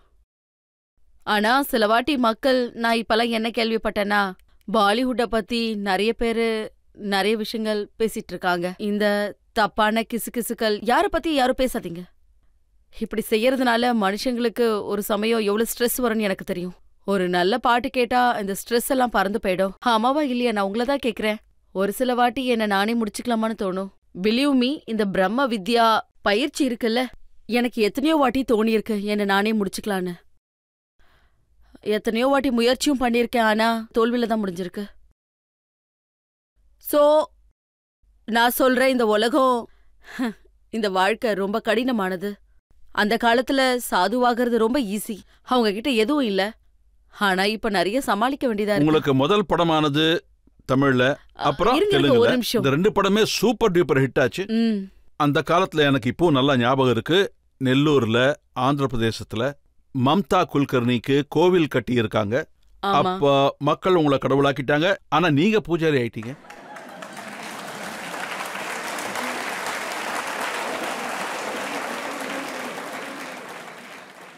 பாருங்க, நான் இந்த சிற்பத்தெல்லாம் அக்செப்ட் பண்ண மாட்டேன். ஒரு மனுஷனுக்கு உள்ள என்ன இருந்தாலும் சரி, நான் ஆன்மீகத்துல இருந்தாலும் சரி, காளியோட ஒரு பாகமா இருந்தாலும் சரி, அவங்களோட சொரூபமா இருந்தாலும் சரி, ஆனா எங்குமே எனக்கு சிற்பத்தை வைக்கணும்னு எனக்கு தோணல.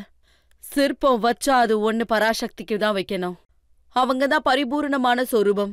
உங்களுக்கு எப்பவுமே இது ஞாபகத்துல இல்லையா? அதாவது பப்ளிக் உங்க மேல எவ்வளவு அன்பு காட்டி இருக்காங்கன்னு. உங்க முதல் படம் சைஃப் அலிகான் கூட, அப்புறம் ஆஷிகா பாரா, அது ரொம்ப பெரிய ஹிட் ஆச்சு. அப்ப மக்கள் உங்களை விரும்பணும்னு நீங்க எதிர்பார்த்தீங்க. ஆமா, கண்டிப்பா. அதுக்கு அப்படி இருக்கும்போது திடீர்னு நீங்க ஏன் மாயமாயிட்டீங்க, காணாம போயிட்டீங்க? எனக்கு ஆன்மீக வாழ்க்கை நல்லா இருக்குன்னு தோணுச்சு. அதனாலதான் நான் இத கண்டினியூ பண்ண ஆரம்பிச்சேன்.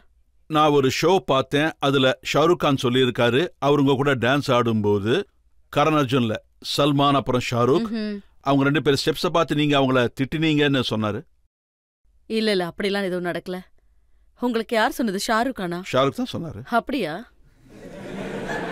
அவர் என்ன சொன்னாருன்னா, அவங்க சரியா ரிஹர்சல் பண்ணலன்னு. இல்ல இல்ல, என்ன நடந்துச்சுன்னா நான் உங்களுக்கு முழுசா சொல்றேன். அன்னைக்கு என்ன நடந்துச்சுன்னு சொல்றேன். ஆக்சுவலா சின்னி பிரகாஷ் கரண் அர்ஜுனுடைய கோரியோகிராஃபர். அப்புறம் ஷாருக்கும் சல்மானும் ஷூட்டிங் போனாங்க, நான் தனியா உட்காந்துட்டு இருந்தேன். ஒரு 1-1.5 மணி நேரத்துக்கு அப்புறம் சின்னி பிரகாஷோட அசிஸ்டன்ட் வந்து மம்தா வாங்கன்னு சொன்னாரு. என்னாச்சுன்னு கேட்டேன். உங்களை மாஸ்டர் கூப்பிடறாருன்னு சொன்னாரு. உடனே நான் மேல போனேன். ஸ்டெப்ஸ் இப்படி இருந்துச்சு. நான் மேல போயிட்டு இருக்கேன், சல்மான் இப்படி ஓரமா போயிட்டு இருக்காரு, ஷாருக் கான் இப்படி போயிட்டு இருக்காரு. அப்புறம் 2 பேரும் அப்படின்னு ஏதோ பண்ணிக்கிறாங்க. சத்தியமா அப்பவே எனக்குள்ள சண்டி வந்துரும். ஆனா நான் பேசாம உட்காந்துட்டு இருந்தேன். நான் ஒன்னும் பேசல, ரொம்ப சீரியஸா இருந்தேன். அது கிட்டத்தட்ட ராத்திரி 8 மணி இருக்கும். நான் போய் மாஸ்டர் கிட்ட என்ன விஷயம்னு கேட்டேன். அவர் என்ன சொன்னாருன்னா, மம்தா, நான் என்ன டிசைட் பண்ணிருக்கேன்னா, இப்போ இந்த ஸ்டெப் இருக்கே, அது 2 பேரோடது, யூ டூ அலோன். நான் கேட்டேன், மாஸ்டர் நீங்க என்ன பேசுறீங்க? அப்புறம் காலையில ஷூட்டிங் ஃபர்ஸ்ட் ஷாட் என்னோடதுதான். அப்புறம் ஃபர்ஸ்ட் ஷாட்ல கேமரா வச்சாங்க, அதுவும் இந்த பக்கம் 3. என்னுடைய டேக் 1 ஓகே ஃபர்ஸ்ட் ஷாட். அப்புறம் நான் திரும்பி பார்த்தா இவங்க 2 பேரும் ஷாருக் சல்மான். அங்க நிறைய செடிங்க இருந்தது, போதார் மாதிரி அடர்த்தியா இருந்தது. அவங்க 2 பேரும் அந்த செடிங்களை விளக்கிட்டு அவங்க சிரிச்சுக்கிட்டு இருக்காங்க. ஆனா நான் உள்ளுக்குள்ள நெக்ஸ்ட் ஷாட் அவங்க 2 பேருக்கும் வச்சுட்டாங்க. அப்புறமா நான் அது என்ன ஷாட்னு சொல்றேன். அது முட்டிக்கு மேல. அவங்க 2 பேரும் முட்டிக்கு மேல வச்சுட்டு ஆங்கன் மேல அப்படின்னு பாடுவாங்க. ஒரு டேக் ஆகுது, 2 டேக் ஆகுது, இது விழுது, அது நிக்குது, அது மேல போகுது, இது கீழே வருது, இன்னொரு பக்கம் அது விழுந்துகிட்டே இருக்கு. சுத்தி 5000 பேர் நின்னுகிட்டு இருக்காங்க. ஒவ்வொரு வாட்டி ரீடேக் ஆகும் போது அவங்க எல்லாம் கத்துறாங்க. அடுத்த ரீடேக்கு மறுபடியும் கத்துறது. இந்த மாதிரி 25 டேக் ஆச்சு. அப்புறம் ராகேஷ் சார் பேக்கப் ஆயிடுச்சு. அப்புறம் நாங்க ரூமுக்கு போயிட்டோம். அப்புறம் லாஸ்ட் ஈவினிங் லாஸ்ட் டைம் இவங்க 2 பேரும் சேர்ந்து எனக்கு கிண்டல் பண்ணாங்க. இன்னைக்கு நான் இவனுங்களை விடக்கூடாது, மத்த ஸ்டெப்ஸ் எல்லாம் எனக்கு மாத்திட்டாங்க. இவங்க 2 பேரும் அப்புறம் மேல ஓடிட்டாங்க, சல்மான் அண்ட் ஷாருக். அப்புறம் நான் வந்துகிட்டு இருக்கேன்னு சொன்னேன். ஸ்பாட் பாய் கிட்ட என்னோட பொருளை ஒப்படைச்சிட்டு போயிட்டேன். அப்புறம் என்ன பண்றது, பாட்டு ஃபுல்லா என்ன வச்சுதான் பண்ண போறாங்க. அப்புறம் இவங்க 2 பேரும் மேல சைட்ல நின்னுகிட்டு இப்படி பண்ண போறாங்க. மேல போய் பார்த்தேன், சல்மான் எனக்கு முன்னாடி இப்படி கேவலமா சிரிச்சாரு. அப்புறம் வேகமா போய் டோரை லாக் பண்ணிட்டாரு. அப்புறமா நான் கிளம்பி போயிட்டேன். அங்க இதான் நடந்துச்சு, வேற எதுவும் இல்ல. இவ்வளவுதான். சரி, அவங்க 2 பேர்ல யார் ரொம்ப சேட்டைக்காரங்க? ஆக்சுவலி சேட்டைக்காரங்கன்னா சல்மான் கான் தான் சொல்லணும். அப்புறம் எனக்கு பஞ்சுவாலிட்டி ரொம்ப அதிகம். யார வேணாலும் கேளுங்க, பாலிவுட்ல 15 வருஷமா இருக்கேன். யாராவது எனக்கு 6 மணி ஷிஃப்ட்னு சொன்னாங்கன்னா நான் 5:30 மணிக்கு அங்க மேக்கப்போட ரெடியா இருப்பேன். நான் 5:30 மணிக்கு கிளம்பும் போது சல்மான் ரூம் என் பக்கத்துல தான் இருக்கும். அவரு இப்படின்னு வருவாரு. அவர் என்னை இப்படி பாப்பாரு. அட சீக்கிரம் வாங்க, ஸ்ரீதேவி போயிட்டு இருக்கா. அட சீக்கிரம் வாங்க ஸ்ரீதேவி போயிட்டு இருக்கான்னு சொல்லுவாரு. இப்படி சொல்வாரு. அப்புறம் நான் சொல்வேன், ஜஸ்ட் ஷட் அப் சல்மான். இந்த மாதிரி தான் நடந்துச்சு. நீங்க ரொம்ப பெரிய ஸ்டார், ஆனா காத்தக்ல நீங்க ஐட்டம் சாங் பண்ணீங்க. ஆமா. அதுக்கு என்ன காரணம்?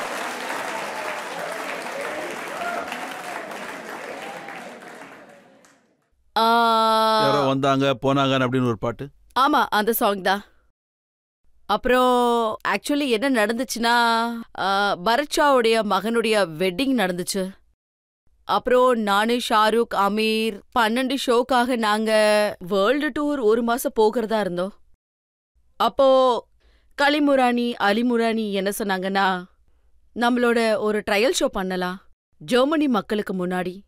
நான் சொன்ன ஓகே டன். ஷோ நடந்துச்சு. அப்புறம் அந்த ஷோவை பார்த்து என்னுடைய டைரக்டர் ராஜ்குமார் சந்தோஷி, அவரால் அதை மறக்க முடியல. நெக்ஸ்ட் டே என்னோட ஷூட்டிங் கமாலிஸ்தான்ல இருந்துச்சு. மூச்சு வாங்கிட்டே ராஜ்குமார் சந்தோஷி வந்தார். மம்தா, அவரோட ஒரு காத்தக் படம் இருந்துச்சு. அது 7 வருஷமா போட்டியிலேயே இருந்துச்சு. அவருடைய ஆக்ட்ரஸ் பாத்தீங்கன்னா மீனாட்சி சேஷாஸ்திரி. அப்புறம் அவங்களுக்கு கல்யாணம் ஆயிடுச்சு, அதை வாங்குறதுக்கு பையர்ஸ் இல்ல. அப்புறம் காத்தாக்குடைய பாட்டை எடுத்துக்கிட்டு என்கிட்ட வந்தாங்க. சோ நான் ஓகே சொல்லி பண்ணிட்டேன். அது முடிஞ்சது. அந்த பாட்டு சூப்பர் ஹிட் ஆச்சு. ஆனா எனக்கு இந்த மாதிரி தோணல. இதுக்கு முன்னாடி கூட எந்த ஒரு ஆர்டிஸ்டும் இந்த மாதிரி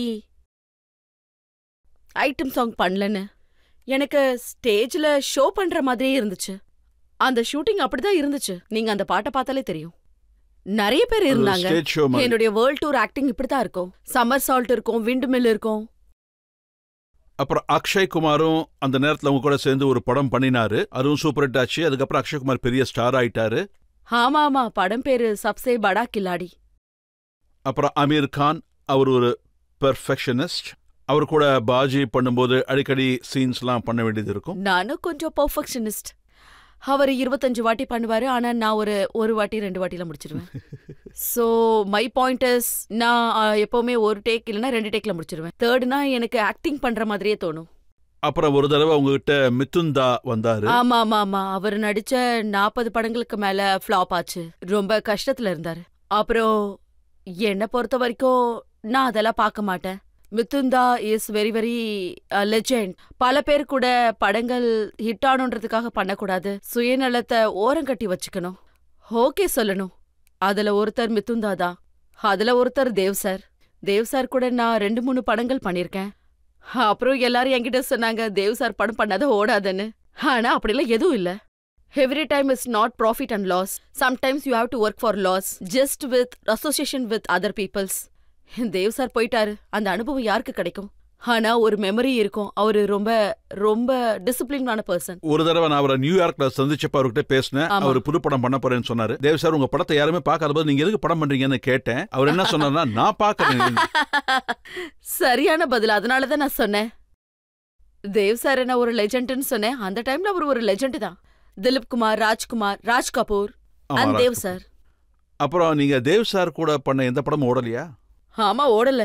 யாருதுமே ஓடல. எல்லாரும் வேலை செஞ்சாங்க, ரேகாஜி எல்லாரும். அப்புறம் எந்த மட்டும் எப்படி ஓட முடியும்? இவங்க எல்லாருமே லெஜெண்ட்ஸ். அதுல மிதுந்தாவும் இருந்தாரு. ஒரு பெரிய கான்ட்ரோவர்சி வந்துச்சு. நீங்க ஸ்டார் டஸ்டுக்காக ஒரு கவர் பிக்சர் கொடுத்தீங்க. அது ஆல்மோஸ்ட் செமி நியூடா இருந்துச்சு. அதாவது அதை டாப்லெஸ்னு சொல்லலாம். ஓகே, உங்களுக்கு ஞாபகப்படுத்துறதுக்கு என்ன அந்த போட்டோவை காட்ட முடியும்? வேணாம் காட்டாதீங்க. வேண்டாமா? ஸ்டார்டர்ஸ் மக்கள் என்கிட்ட வந்தப்போ அவங்க டெல்லி மோர் பிக்சர்ஸ் என்கிட்ட எடுத்துட்டு வந்தாங்க. அதுல நீங்க பாத்தீங்கன்னா சத்தியமா எதுவுமே, அதுல ஆபாசமா எதுவுமே இல்ல. அப்போ நான் ரொம்பவே இன்னோசென்ட். அப்போ என்னோட ஸ்கூலிங் தான் முடிஞ்சது. அப்போ நான் 9th ஸ்டாண்டர்ட் படிச்சுட்டு இருந்தேன். அண்ட் அப்போ நான் ஒரு ஸ்டேட்மெண்ட் கொடுத்தேன், ஐ எம் ஸ்டில் வர்ஜின்னு. மக்களால இதை டைஜஸ்ட் பண்ண முடியல. ஆனா அவங்கள பொறுத்த வரைக்கும் பாலிவுட்ல அவங்க எது வேணாலும் பண்ணிட்டு வருவாங்கன்னு. அவங்களால இத ஜீர்ணிக்க முடியல. அவங்க வந்திருக்கலாம், பண்ணிருக்கலாம். ஒருவேளை அவங்க காசுக்காக பாலிவுட்ல வந்திருக்கலாம், இல்லனா அவங்களுக்கு ஏதாவது தேவை இருந்திருக்கலாம், அதுக்காக பாலிவுட்டுக்கு. ஆனா எனக்கு அது எதுவும் தேவையில்லை. நான் பணக்கார குடும்பத்தை சேர்ந்தவ. அப்பா 35 வருஷமா டிரான்ஸ்போர்ட் கமிஷனரா இருந்தாரு. சோ எனக்கு அந்த மாதிரி எந்த அவசியமும் இல்ல. ஆனா ஒண்ணு, டெமி மியூர் அவ இந்த மாதிரி போஸ்ட்ல இருந்தா. அப்புறம் இப்படி சொல்லுவாங்களே, I didn't know anything about sex. எனக்கு செக்ஸ் பத்தி எதுவும் தெரியாததுனால I didn't know nudity awards. What is ஆபாசம்? பாருங்க, நான் செக்ஷுவலி கான்ஷியஸ் ஆகாத வரைக்கும், நமக்குள்ள செக்ஷுவல் கான்ஷியஸ்னஸ் வரும்போது தான் நம்ம அதை சிச்சிச்சின்னு சொல்லுவோம். Because we connected to that nude body. அந்த துணி இல்லாத உடலை நீங்க சீன்னு சொல்லுவீங்க. Because you seen sex there. Can you believe me? Last 23 years I have a YouTube on me. நான் போனோகிராஃபிய பார்த்ததே இல்ல. போனோகிராஃபில என் போட்டோ கூட இல்ல. என்னை பத்தி எங்கேயும் எதுலயுமே இல்ல. அப்புறம் பார்க்கணும்னு தோணல. நீங்க இந்த பாட்டை ரெக்கார்ட் பண்ணும்போது சொல்லுங்க. छत पे सोया था बहनोई तन्ने समझ के सो गई. இந்த லிரிக்ஸை கேட்டுதான் நீங்க ஒத்துக்கிட்டீங்களா? இல்ல ஆக்சுவலி நீங்க டான்ஸரை கேளுங்க, எந்த டான்ஸரா இருந்தாலும் சரி. நீங்க மாதுரி மேடம் கிட்ட கேளுங்க, இல்ல இந்த யூனிவர்ஸ்ல யார்கிட்ட வேணாலும் கேளுங்க.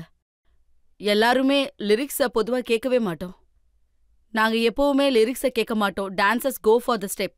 ஸோ இந்த பாட்டை நான் மாடியில தூங்குனேன், அப்புறம் ஒன்னா நினைச்சு தூங்குனேன். இந்த சாங்னா என்னது, தனிமைனா என்னது, உருகிறதுனா என்ன, காதல்னா என்ன, எதுவுமே எனக்கு தெரியாது. எனக்கு தேவை ஸ்டெப்ஸ் தான். அப்புறம் இந்த ஸ்டெப்ஸ் எல்லாம் என்னன்னு கேட்பேன், எப்படின்னு கேட்பேன், இது எப்படி பண்ணணும்னு. அதுதான் நாங்க 15-20 வாட்டி பண்ணுவோம். இப்படிதான் நடக்கும். ஓகே, நான் இன்னொரு பாட்டையும் சொல்றேன். சொல்லுங்க. ये है एक चादर सोने वाले दो, ऊपर से ये सर्दी, बेदर्दी कैसे रात बिताएं, आओ दोनों एक चादर में सो जाएं.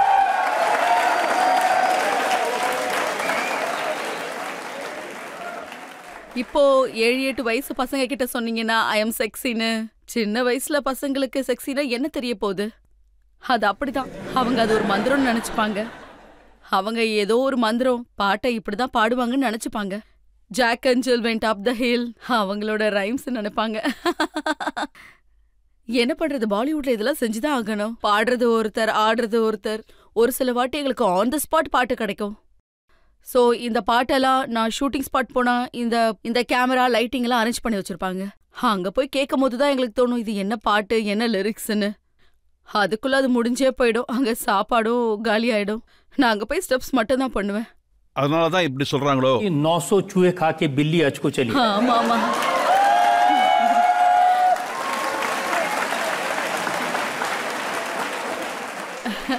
பாருங்க பாருங்க பாருங்க, அட்லீஸ்ட் நான் ஹஜ்ஜுக்கு போயிருக்கேன்ல. 900 இல்ல 1000 இல்ல 5000 கூட சொல்லுங்க, அதை சாப்பிட்டு நான் ஹஜ்ஜுக்கு போனல.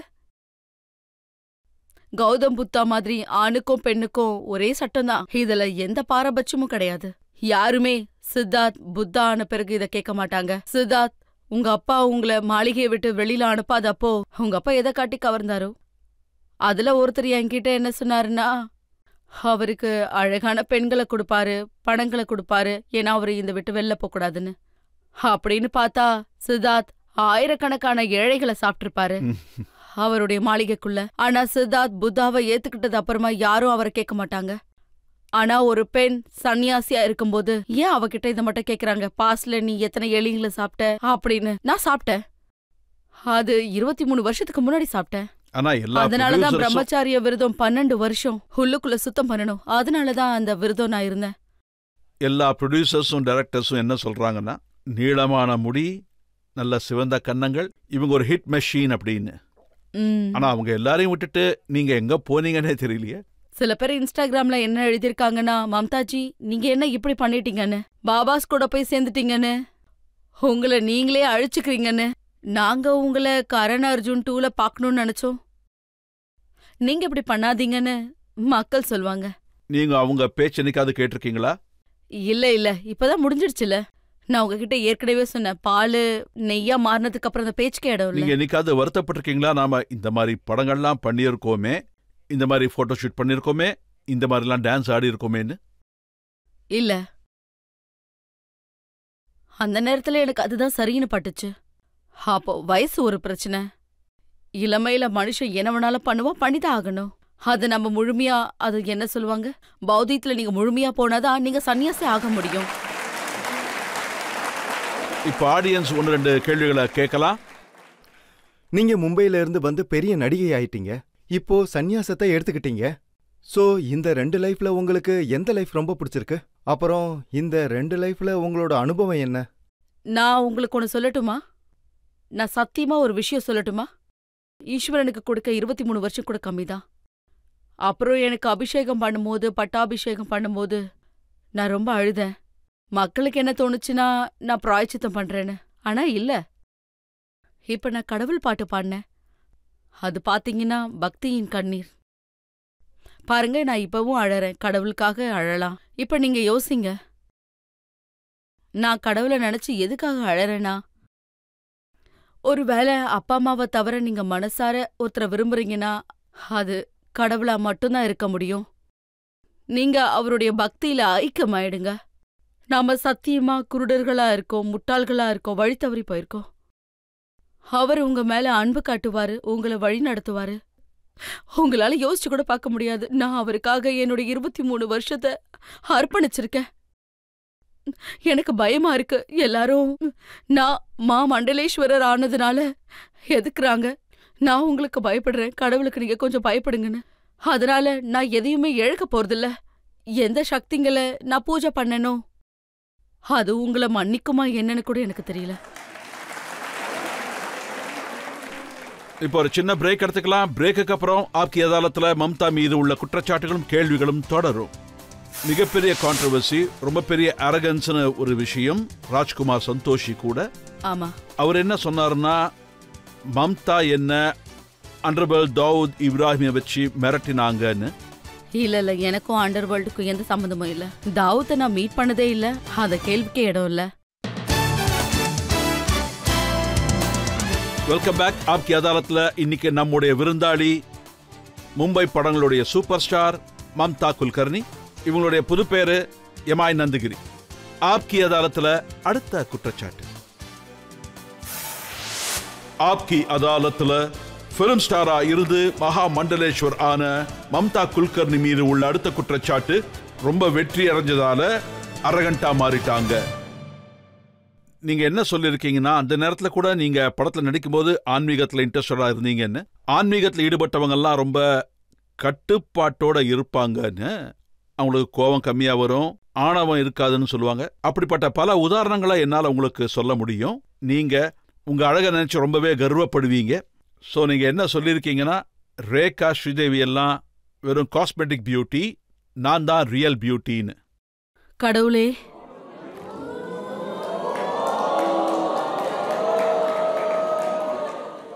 இல்ல இல்ல, இது முழுக்க முழுக்க போய். இத யார் சொன்னாங்க?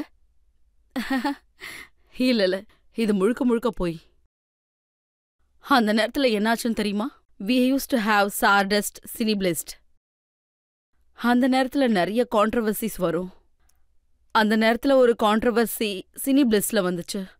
அப்புறம் நான் அந்த பத்திரிகையாளருடைய பேரை சொல்ல விரும்பல. ஆனா அவங்க என்ன பண்ணுவாங்கன்னா, அவங்களுக்கும் அந்த ஸ்டாருக்கும் முன்விரோதம் ஏதாவது இருக்கும். அவங்களுக்கு இப்படி சொல்ற தைரியம் இருக்காது. நீ உருப்படாதவன்னு. அவங்க என்ன எழுதுவாங்கன்னா, மம்தா சொன்னாங்க ரேகா உருப்படாதவன்னு. ஐ எம் டெல்லிங் யூ, எனக்கும் ஒரு வாட்டி இப்படி நடந்துச்சு. உடனே நான் ரேகாஜிக்கு கால் பண்ணேன். நான் என்ன சொன்னேன்னா, ரேகாஜி. அப்புறம் 5 நாள் கழிச்சு என்னுடைய ஒரு இன்டர்வியூ வரப்போகுது. அப்புறம் அதில் என்ன எழுதுனாங்களோ நான் எதுவும் சொல்லலை. அவங்க அந்த பத்திரிகையாளர் யாருன்னு கேட்டாங்க. நான் எதுவும் சொல்லலை. XYZன்னு சொன்னேன். அவங்க சொன்னாங்க ஓகே, ஆனால் அந்த லைன்ஸ் என்னோடது இல்லைன்னு சொன்னேன். Okay Mamata, I didn't take personal. ஒரு நாள் கஜோல், நான் கரண் அர்ஜுன் படம் நடிக்கும்போது அவங்க வேக வேகமா என்னுடைய மேக்கப் ரூம்குள்ள வந்து டப் டப்னு டோரை நாக் பண்ணாங்க. நான் டோரை ஓபன் பண்ணேன். என்ன கஜோல், என்ன விஷயம்னு கேட்டேன். நோ, என்னோட ஒரு இன்டர்வியூல மக்கள் என்கிட்ட என்ன கேட்டாங்கன்னா, நான் உன்னை பார்த்து பொறாமப்படுறேன்னு, உன்னை நினைச்சு நான் இன்செக்யூரிட்டியா ஃபீல் பண்றேன்னு.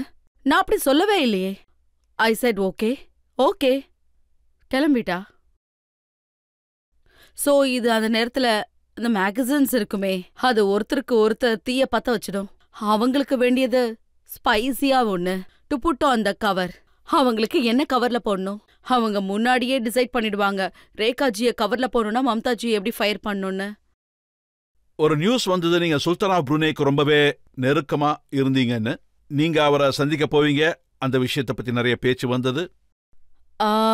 இல்ல, ஆக்சுவலா என்ன நடந்துச்சுன்னா, நான் ஒரு 12 நாள் டூர் போனோம், ஷாருக் அமீர்லாம் சேர்ந்து. அப்புறம் நாங்க லண்டன்ல இருந்தோம். நான் எங்களை ஹில்டன் ஹோட்டல்ல தங்க வச்சாங்க, மொராரி பிரதர்ஸ். அப்புறம் ஈவினிங் ஃபரத் உசைன்ன்றவர் அங்க ஒருத்தர் இருந்தாரு, அந்த 12 ஷோவுடைய ஆர்கனைசர். அவர் என்னுடைய வாசல்ல நின்று நாக் பண்ணாரு. அவர் என்ன சொன்னாருன்னா, Mamata, there is Princess Hamida and she wants to meet you. Princess Hamida சுல்தான் புருனாயோடைய பொண்ணு. அந்த பொண்ணு உங்களோட ஃபேன். அப்புறம் அவங்க டார்ச்செஸ்டர் ஹோட்டல்ல தங்கியிருக்காங்க, உங்களை சந்திக்க விரும்புறாங்கன்னு சொன்னாரு. ஸோ நான் என்ன சொன்னேன்னா, அவங்க பிரின்சஸ், அவங்களே வந்து என்னை சந்திக்க சொல்லுங்க, நான் ஏன் அவங்கள போய் சந்திக்கணும்னு கேட்டேன். அப்போ ஃபரா என்ன சொன்னாங்கன்னா, மம்தா ஷட் அப், அவங்க உன்னை கூப்பிட்டா நீ போகணும், ஏன்னா அவங்க சின்ன பொண்ணு. ஆமா, அவ சின்ன பொண்ணு. நான் என்ன நினைச்சுன்னா அவ பெரிய குயின், ட்ரோன்ல உட்காந்து என்ன கூப்பிடுறாங்கன்னு. நான் சொன்ன 1 செகண்ட். நான் உடனே ட்ரெஸ் சேஞ்ச் பண்ணிட்டு அப்புறம் நாங்க டார்ச்செஸ்டர் ஹோட்டலுக்கு போனோம். அந்த டார்ச்செஸ்டர் ஹோட்டல் ஃபுல்லா அவங்களோடது தான். அப்புறம் அந்த 3 ஃப்ளோர்ஸ்ல இவங்க தான் தங்கியிருக்காங்க. மேலே போனா அவங்க டவுன் டு எர்த். பிரின்சஸ் அவங்க தரையில உட்காந்து இந்த ஆர்ஃபன் பசங்களோட சேர்ந்து அவங்க கூட விளையாடிட்டு அவங்க கூட டைம் ஸ்பெண்ட் பண்ணிட்டு இருந்தாங்க. அப்புறம் அவங்க என்ன, அவங்க பர்த்டே இருந்துச்சு ப்ரொனாயில, அவங்க அதுக்கும் என்ன இன்வைட் பண்ணியிருந்தாங்க. Mamta, can you come to my birthday in the ப்ரொனாய்? I said okay, I will கம்னு. நான் அப்புறம் ப்ரொனாய்க்கு போனேன். உலகத்திலே ரிச்சஸ்ட் பர்சன்ஸ்ல அவங்களும் ஒருத்தர். ஆமா, அந்த டைம்ல சுல்தான் புருனாய் ரிச்சஸ்ட் மேன். ஸோ நாங்க அவங்களுடைய பர்த்டேக்கு போனேன். 5000 மக்களுக்கு மேல இருந்தாங்க. அப்புறம் நிறைய செலிபிரிட்டிஸ் இருந்தாங்க. அதுல மைக்கேல் ஜாக்சனும் இருந்தாரு. நாங்க எல்லாரும் ஒரே டேபிள்ல உட்காந்துட்டு இருந்தோம். இதெல்லாம் நினைச்சு நீங்க ரொம்ப கர்வப்பட்டீங்களா? ரொம்ப அரகண்டா இருந்தீங்களா? இல்ல, அந்த மாதிரி எதுவும் நடக்கல. நான் இது வரைக்கும் யார்கிட்டயும் இந்த விஷயத்த பத்தி சொன்னதே இல்ல. ஏன்னா எத்தனையோ பேர் இருக்காங்க. அமித்ஷா பட்டேல் அவங்க என்ன சொன்னாங்கன்னா, மரிஷியஸ்ல நீங்க அவங்கள திட்டினீங்கன்னு, அவங்க கூட சண்டை போட்டீங்கன்னு, பெரிய பிரச்சனை ஆயிடுச்சுன்னு. ஆக்சுவலி அங்க என்ன நடந்துச்சுன்னா, அங்க 5-6 நாளா எங்களுடைய ஆட் ஷூட் ஒன்று நடந்துச்சு. அப்புறம் சாயங்காலம் ஒரு நேரத்துல நாங்க எல்லாரும் ஒன்னா உட்காருவோம். அங்க ஒரு பொஃபே இருந்துச்சு. And there is only 1 non veg item. அப்புறம் அந்த ஃபுட்டுக்கு லேபிளே ஹோட்டல் அவங்க. ஸோ நான் அதை எடுத்துக்கிட்டேன். நான் அதை கொஞ்சம் கொஞ்சமா சாப்பிட ஆரம்பிச்சேன். அப்புறம் மிஸ்டர் பஜாஜ் என் பக்கத்துல தான் உட்காந்துட்டு இருந்தாரு. நான் ஒரு சைட்ல கடிச்சு சாப்பிட்டுக்கிட்டு இருந்தேன்.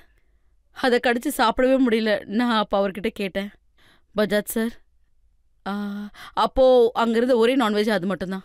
அப்போ நான் கேட்டேன், excuse me, can you tell me இந்த மீட்டோட பேர் என்னன்னு? எனக்கு என்ன தோணுச்சுன்னா அது பழைய மீட், அதனால தான் அதை கடிக்க முடியலன்னு. அப்போ அவங்க என்கிட்ட இது டியர் மீட்டுன்னு சொன்னாங்க. நான் அப்போ அவங்ககிட்ட கேட்டேன், டியர் மீட்டா? அப்போ அவர் சொன்னார், ஒரு வேலை பண்ணிருக்கணும்னு, இதுல ஒரு லேபிளாவது ஒட்டியிருக்கணும். மனுஷன் சிக்கன் சாப்பிடுவான், மட்டன் சாப்பிடுவான், டியர் மீட் யார் சாப்பிடுவாங்க? ஸோ நான் நெக்ஸ்ட் டைம் இதுல லேபிள் ஒட்ட முடியுமான்னு ரொம்ப சாஃப்டா சொன்னேன். I said put dear. இவ எதிரில் இருந்தா புது பொண்ணு, அமிஷா பட்டேல் யாருன்னு எனக்கு தெரியாது. Oh my god, you celebrities are so pricey. So hi, you making controversy, you making a dear. அப்புறம் நான் ஒண்ணுமே சொல்லல. அப்புறம் நான் அவளை திரும்பி பார்த்தேன். 2 பேருக்கு மத்தியில யார் அந்த பொண்ணுன்னு பார்த்தேன். லைக் ராகேஷ் ரோஷனும் ரித்திக் ரோஷனும் பேசிட்டு இருந்தாங்க. 3ஆவதா ஒருத்தர் இப்பதான் வந்திருக்காங்க பாலிவுட்ல. அவங்க நடுவுல வந்து பேசினா எப்படி ஃபீல் ஆகும்?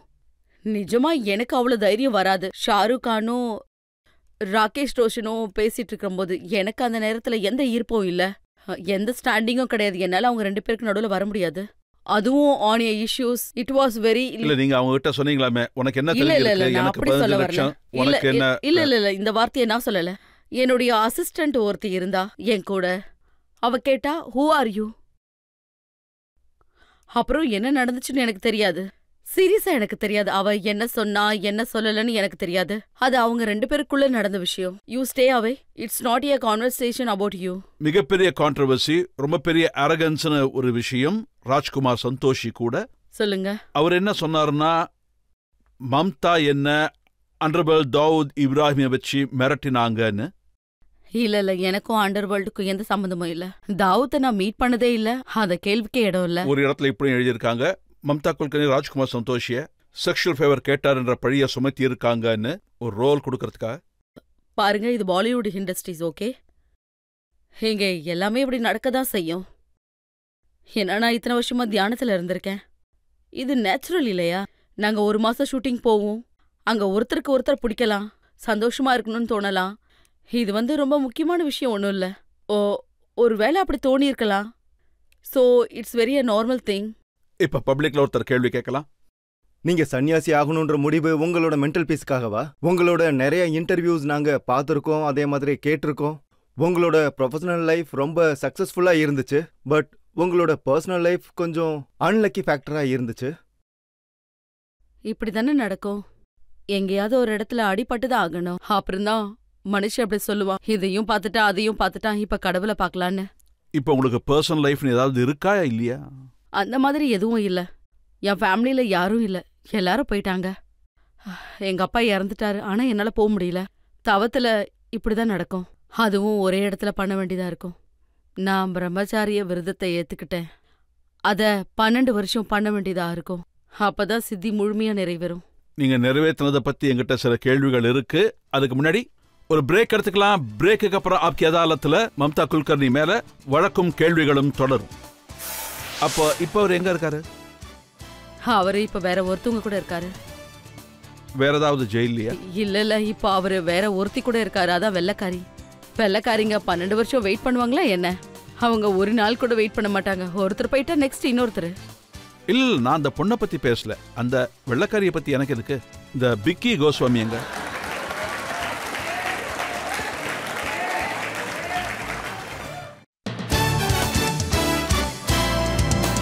Welcome back. இன்னைக்கு ஆப்கி அதாலத்துல நம்முடைய விருந்தாளி மம்தா குல்கர்னி. அவங்க இன்னைக்கு மகா மண்டலேஸ்வர், அவங்க மீது உள்ள அடுத்த குற்றச்சாட்டு. ஆப்கி அதாலத்ல பிலிம் ஸ்டாரா இருந்து மகா மண்டலேஸ்வரான மம்தா குல்கர்னி மீது உள்ள குற்றச்சாட்டு, இவங்க நடிகையா இருந்து மாஃபியா கிட்ட மாட்டிக்கிட்டாங்க. நீங்க சொல்லி இருக்கீங்க, அதாவது தாவூத் கூட எந்த தொடர்பும் இல்லைன்னு. ஆனா ஃபேக்ட் என்ன? ஹார்ட் ஃபேக்ட நான் சொல்றேன். உங்க மேல ட்ரக் மாஃபியாவோட இன்வால்வ் ஆன குற்றச்சாட்டு இருக்கு. கென்யால கேஸ் நடந்துச்சு. மும்பை போலீஸ் உங்க மேல கேஸ் போட்டாங்க, வழக்கும் நடந்துச்சு. நான் பெயிலபிள் வாரண்ட் இஷ்யூ பண்ணாங்க. அப்புறம் ரெட் கார்னர் நோட்டீஸ் உங்க மேல கொடுக்கப்பட்டுச்சு. உங்க பிளாட், உங்களோட சொத்து எல்லாத்தையுமே ஜப்தி பண்ணிட்டாங்க. இப்போ நீங்க யார் மேல வேணும்னாலும் எந்த பழி வேணாலும் சுமத்தலாம். இப்போ யாராலையாவது எந்த பழியில இருந்து தப்பிக்க முடிஞ்சதா? சீதா தாயாலேயே முடியலையே. அவங்க தவம் பண்ணி அவங்க அக்னி பரீட்சை எல்லாம் கொடுத்தாங்க. அப்புறம் ஒரு துணி துவைக்கிறவரு அத பாத்தீங்கன்னா அவரு பேச்ச கேட்டு அவங்க மறுபடியும் வனவாசத்துக்கு போக வேண்டிய நிலைமை ஏற்பட்டுச்சு. எதுக்காக அவங்க அப்படி? ஆனா அவங்க அந்த மாதிரி கிடையாது. இந்த பழியெல்லாம் அவங்க மேல சுமத்தினதுக்கு காரணம் விக்கி கோஸ்வாமியோட உங்களுக்கு நெருக்கமான பழக்கம் இருந்துச்சு. இல்ல, அதுதான் நான் சொல்ல வரேன். 97ல அவருக்கு அகைன்ஸ்டா கேஸ் வந்தது. மும்பை போலீஸ் போட்டாங்க. அவருக்கு எதிரா சொல்லுங்க. ஜாம்பியா போலீஸ் கேஸ் போட்டாங்க. சவுத் ஆப்பிரிக்கா போலீஸ் கேஸ் போட்டாங்க. அவரு ஜெயில இருந்தாரு. இந்த விக்கி கோசாமி இருக்காருல்ல, கென்யால அவரோட சவுத் ஆப்பிரிக்கால நிறைய ஷூட்டிங் நடந்துச்சு.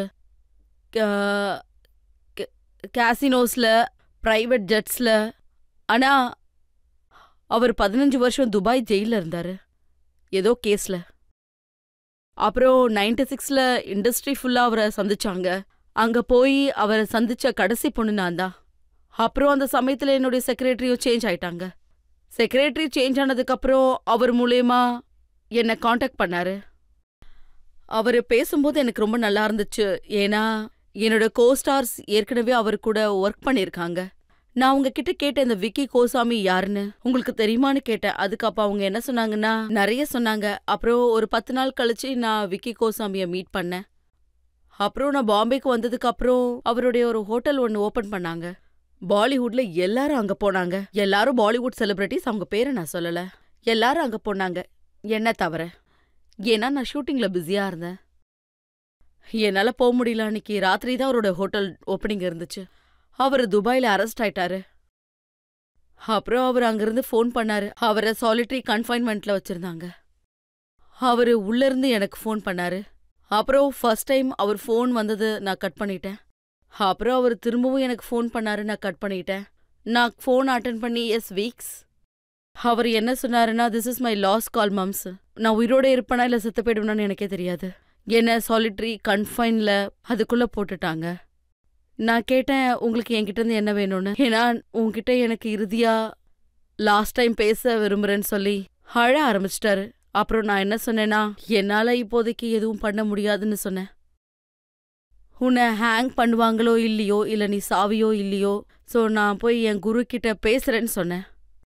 அப்புறம் நான் வண்டியை எடுத்துட்டு ககன்கிரி மகாராஜாவை சந்திக்க போனேன். ராத்திரி தனியா ஊஞ்சல்ல உட்காந்துட்டு இருந்தேன்.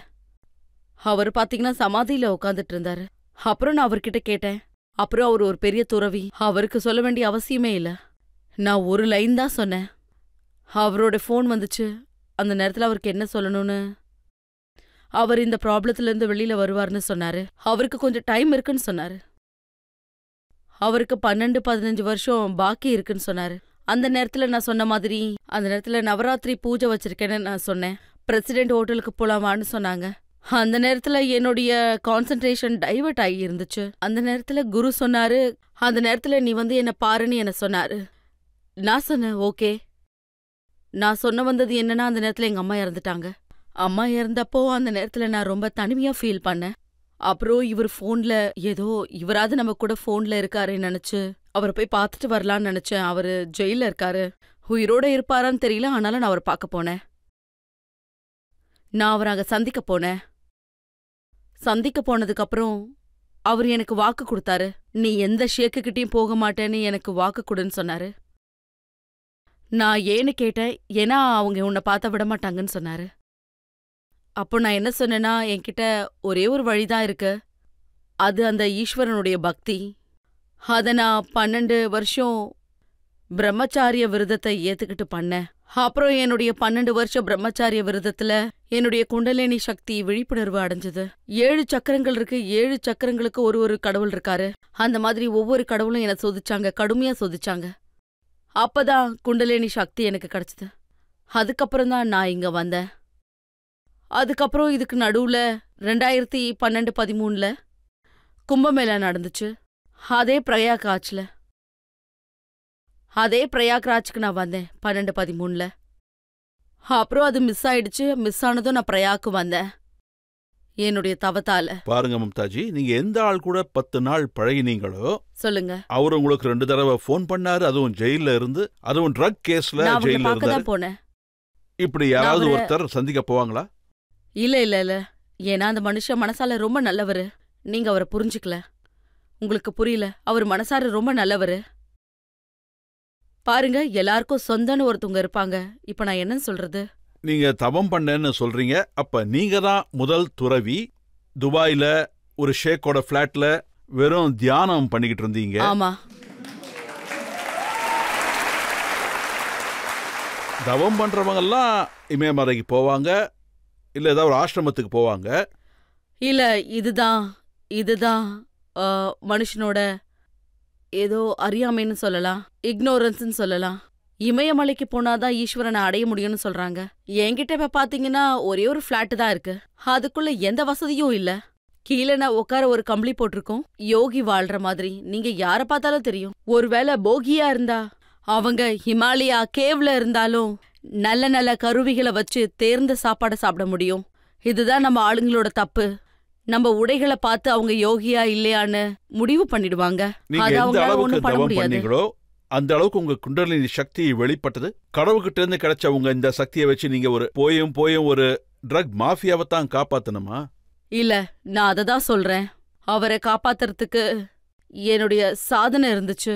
நான் சொன்ன மாதிரி ஒவ்வொரு மாசமும் சாப்பாட்டை தியாகம் பண்ணேன். 40 நாளும் அவங்க சொன்ன மாதிரி நான் வெறும் தண்ணியை தான் குடிச்சேன். 60 நாள் 2 மாசத்துக்கு ஒரு வாட்டி இந்த மாதிரி சாப்பாடு இல்லாம இருப்பேன். அதனால என்ன ஆச்சுன்னா, அதுல அவர் திரும்பி வந்தா அவரை கல்யாணம் பண்ணிக்கணும்ன்ற எண்ணம் எனக்குள்ள அழிஞ்சு போச்சு. இதுக்கு தான் நான் சொல்றேன், 12 வருஷம் முடிஞ்சிருச்சு. அவருக்கு ஏற்கனவே கல்யாணம் ஆயிருந்ததா? ஒருவேளை ஆயிருக்கலாம், இல்லன்னு கூட சொல்லலாம். ஆனா நான் என்ன சொல்றேன்னா, என்னுடைய பிரம்மச்சாரியம் விரதத்தால அது அழிஞ்சிடுச்சு. அவரை அடையணுங்கிறதுக்காக அது. ஆனா ஒரு இன்டர்வியூல நான் படிச்சேன், அவருக்கு கல்யாணம் ஆன விஷயம் உங்களுக்கு தெரிஞ்சப்ப நீங்க அவரை ரொம்பவே திட்டுனீங்க அப்படின்னு. அது 1996ல அவரு என்ன அப்ரோச் பண்ண ஸ்டார்ட் பண்ணப்போ. அப்புறம் தான் எனக்கு தெரிஞ்சது அவருக்கு இன்னொருத்திக்கு கூட கல்யாணம் முடிஞ்சிடுச்சுன்னு. ஸோ நான் ஃபோன் எடுத்து அவரை திட்டினேன், நீ வெள்ளைக்காரிய கல்யாணம் பண்ணிட்டேன்னு. வெளிநாட்டுக்காரி. அவர் எனக்கு ஃபோன் பண்ணாரு. அவர் கல்யாணம் ஆன விஷயம் தெரிஞ்சதும் அவரை திட்டேன். நான் கேட்டேன், நீங்க என் கூட என்ன பண்ணிக்கிட்டு இருக்கீங்கன்னு. மம்ஸ் என்ன ஆச்சுன்னு கேட்டாரு. You didn't tell me you got மேரிட்னு. அதுக்கு நான் என்ன சொன்னேன்னா, yes better we break off right now. ஒரு மனுஷன் ரொம்ப உள்ள இறங்குனா காதல் அதிகமாயிடும். அந்த உறவுல இருந்து வெளியில வர்றது ரொம்ப கஷ்டமாயிடும். நான் அவர்கிட்ட கேட்டேன், உங்களுக்கு கல்யாணமான விஷயத்த ஏன் என்கிட்ட மறைச்சிங்கன்னு. அதுக்கு அவர் மாம்ஸ். அப்பதான் அவர் என்கிட்ட சொன்னாரு, அந்த பொண்ணு கூட அவருக்கு சரியான அண்டர்ஸ்டாண்டிங் இல்லைன்னு. அவங்க 2 பேரும் வேற வேற ரூம்ல தூங்குவாங்க. அப்ப இப்ப எங்க இருக்காங்க அவங்க? ஓ, அவர் வேற யார் கூட இருக்காரு? வேற எங்கேயோ ஜெயிலையா? இல்ல, இப்ப அவரு வேற ஒருத்தி கூட இருக்காரு. அதான் வெள்ளைக்காரி. வெள்ளைக்காரிங்க 12 வருஷம் வெயிட் பண்ணுவாங்களா என்ன? அவங்க ஒரு நாள் கூட வெயிட் பண்ண மாட்டாங்க. ஒருத்தர் போயிட்டா நெக்ஸ்ட் இன்னொருத்தர். இல்ல, நான் அந்த பொண்ணை பத்தி பேசல. அந்த வெள்ளைக்காரிய பத்தி எனக்கு எதுக்கு? விக்கி கோஸ்வாமி எங்க இருக்காரு?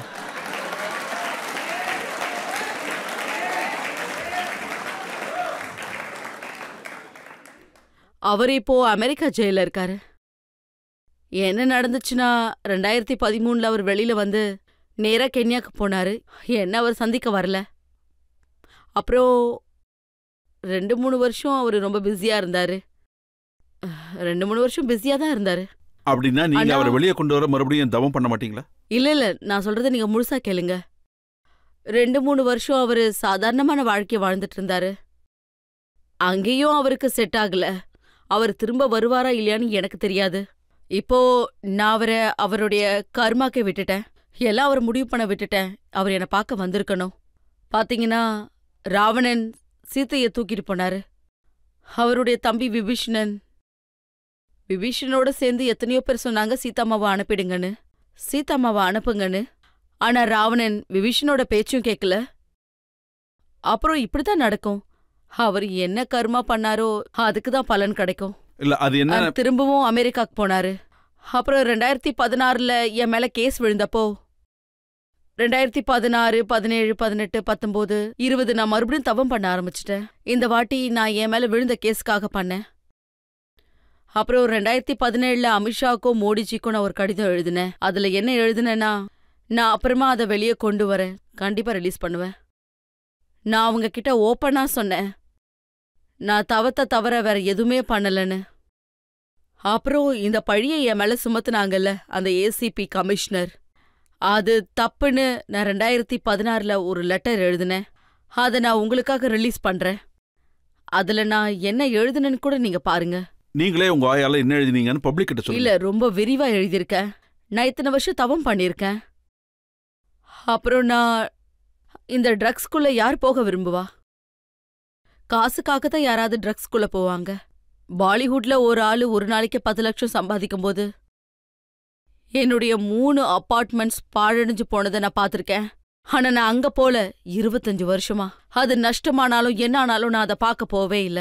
நான் ட்ரக்ஸுக்கு போவேனா? ஒரு ட்ரக்ஸுக்கு போனா எதுக்கு போவாங்க? காசுக்காக தானே? சொல்லுங்க. இப்ப ஒரே ரூம்ல தனியா இருக்கேன். அதுக்காக நீங்க வருத்தப்படுறீங்களா? அதாவது ஒரு தப்பான ஆள் கூட நீங்க சகவாசம் வச்சுக்கிட்டதுனால மிகப்பெரிய பிரச்சனைகளை எதிர்கொள்ள வேண்டி வந்ததா? அதனால தான் இவ்வளவு துன்பத்தை அனுபவிக்கிறீங்க.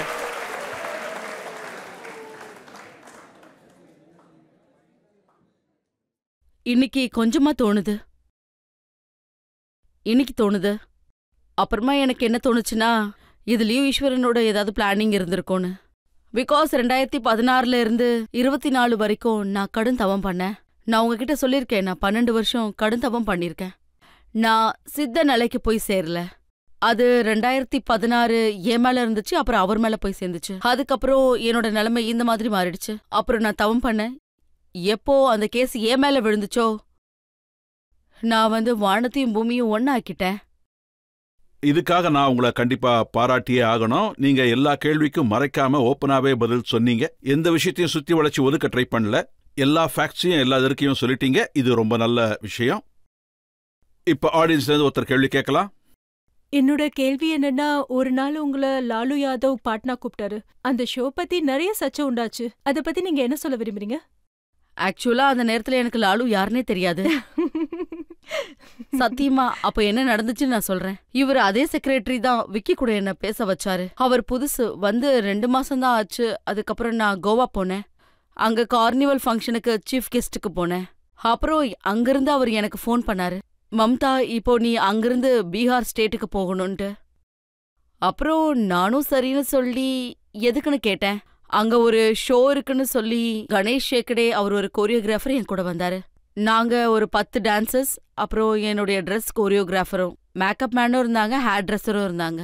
நாங்க ஃப்ளைட்ல போனோம். லேண்ட் ஆனதுக்கப்புறம் அந்த நேரத்துல பிலீவ் மீ, ஈஸ்வரன் சாட்சியா சொல்றேன், பீகாருக்கு எதுக்கு வந்தோன்னு தோணுச்சு. நாங்க வண்டியில போயிட்டு இருந்தோம். என்னுடைய ஹேர் ட்ரெஸ்ஸர் என்ன சொன்னாங்கன்னா, நான் பாப்பினை எடுக்க மறந்துட்டேன்னு. நான் இப்ப என்ன பண்ணலான்னு கேட்டேன். இங்க ஏதாவது ஷாப் இருக்கோ அங்க பாக்கலான்னு சொன்னேன். அப்போ இங்க யார்கிட்டயாவது கேட்கலாம் இந்த பாப்பின் இங்க இருக்குமான்னு. அப்ப அந்த நான் டிரைவர்கிட்ட சொன்னேன், கொஞ்சம் இங்க நிறுத்துங்க அப்படின்னு. இப்போ நான் ஒரு கடைக்கு போனோம், அங்க நிப்பாட்டுங்கன்னு சொன்னேன். என்னோட ஹேர் ட்ரெஸ்ஸர் பாப்பினா மறந்துட்டாங்க, அதை வாங்கிட்டு போலான்னு. அவர் என்ன சொன்னாருன்னா, இல்ல இங்க நம்ம வெயிட் பண்ணக்கூடாது. நான் கேட்டேன், ஏன் வெயிட் பண்ணக்கூடாது? அவரு இது நக்ஸலைட் ஏரியான்னு சொன்னாரு. நான் கேட்டேன், நக்ஸலைட் ஏரியாவா அப்படின்னா என்னன்னு கேட்டேன். நான் சொன்னது ஷாக் ஆயிட்டேன். அப்புறம் எனக்குள்ள இருந்து டப் டப் டப்னு சத்தம் வர ஆரம்பிச்சுது. அப்புறம் நாங்க ஹோட்டலுக்கு போனோம். அங்க ஆபீசர்ஸோட லைன் ரொம்ப பெருசா இருந்துச்சு. அங்க யுத்தத்துக்கு போவாங்கல்ல, இந்த மாதிரி AK-47ஓட 100 போலீஸ்மேன் ரைட்ல, 100 போலீஸ்மேன் லெஃப்ட்ல. நாங்க மேல போய் போய் போய் எங்களோட ரூமுக்கு போயிட்டோம், மிலிட்ரி மேன் கூட. நான் என்னோட டோரை ஓபன் பண்ணதும் 5000 பேர் என் ரூம்குள்ள உட்காந்துட்டு இருந்தாங்க. புருஷன், பொண்டாட்டி, பசங்க. கொஞ்சம் ஜாஸ்தி தான். இல்ல ரூம் ஃபுல்லா நிறைஞ்சிருந்தாங்க.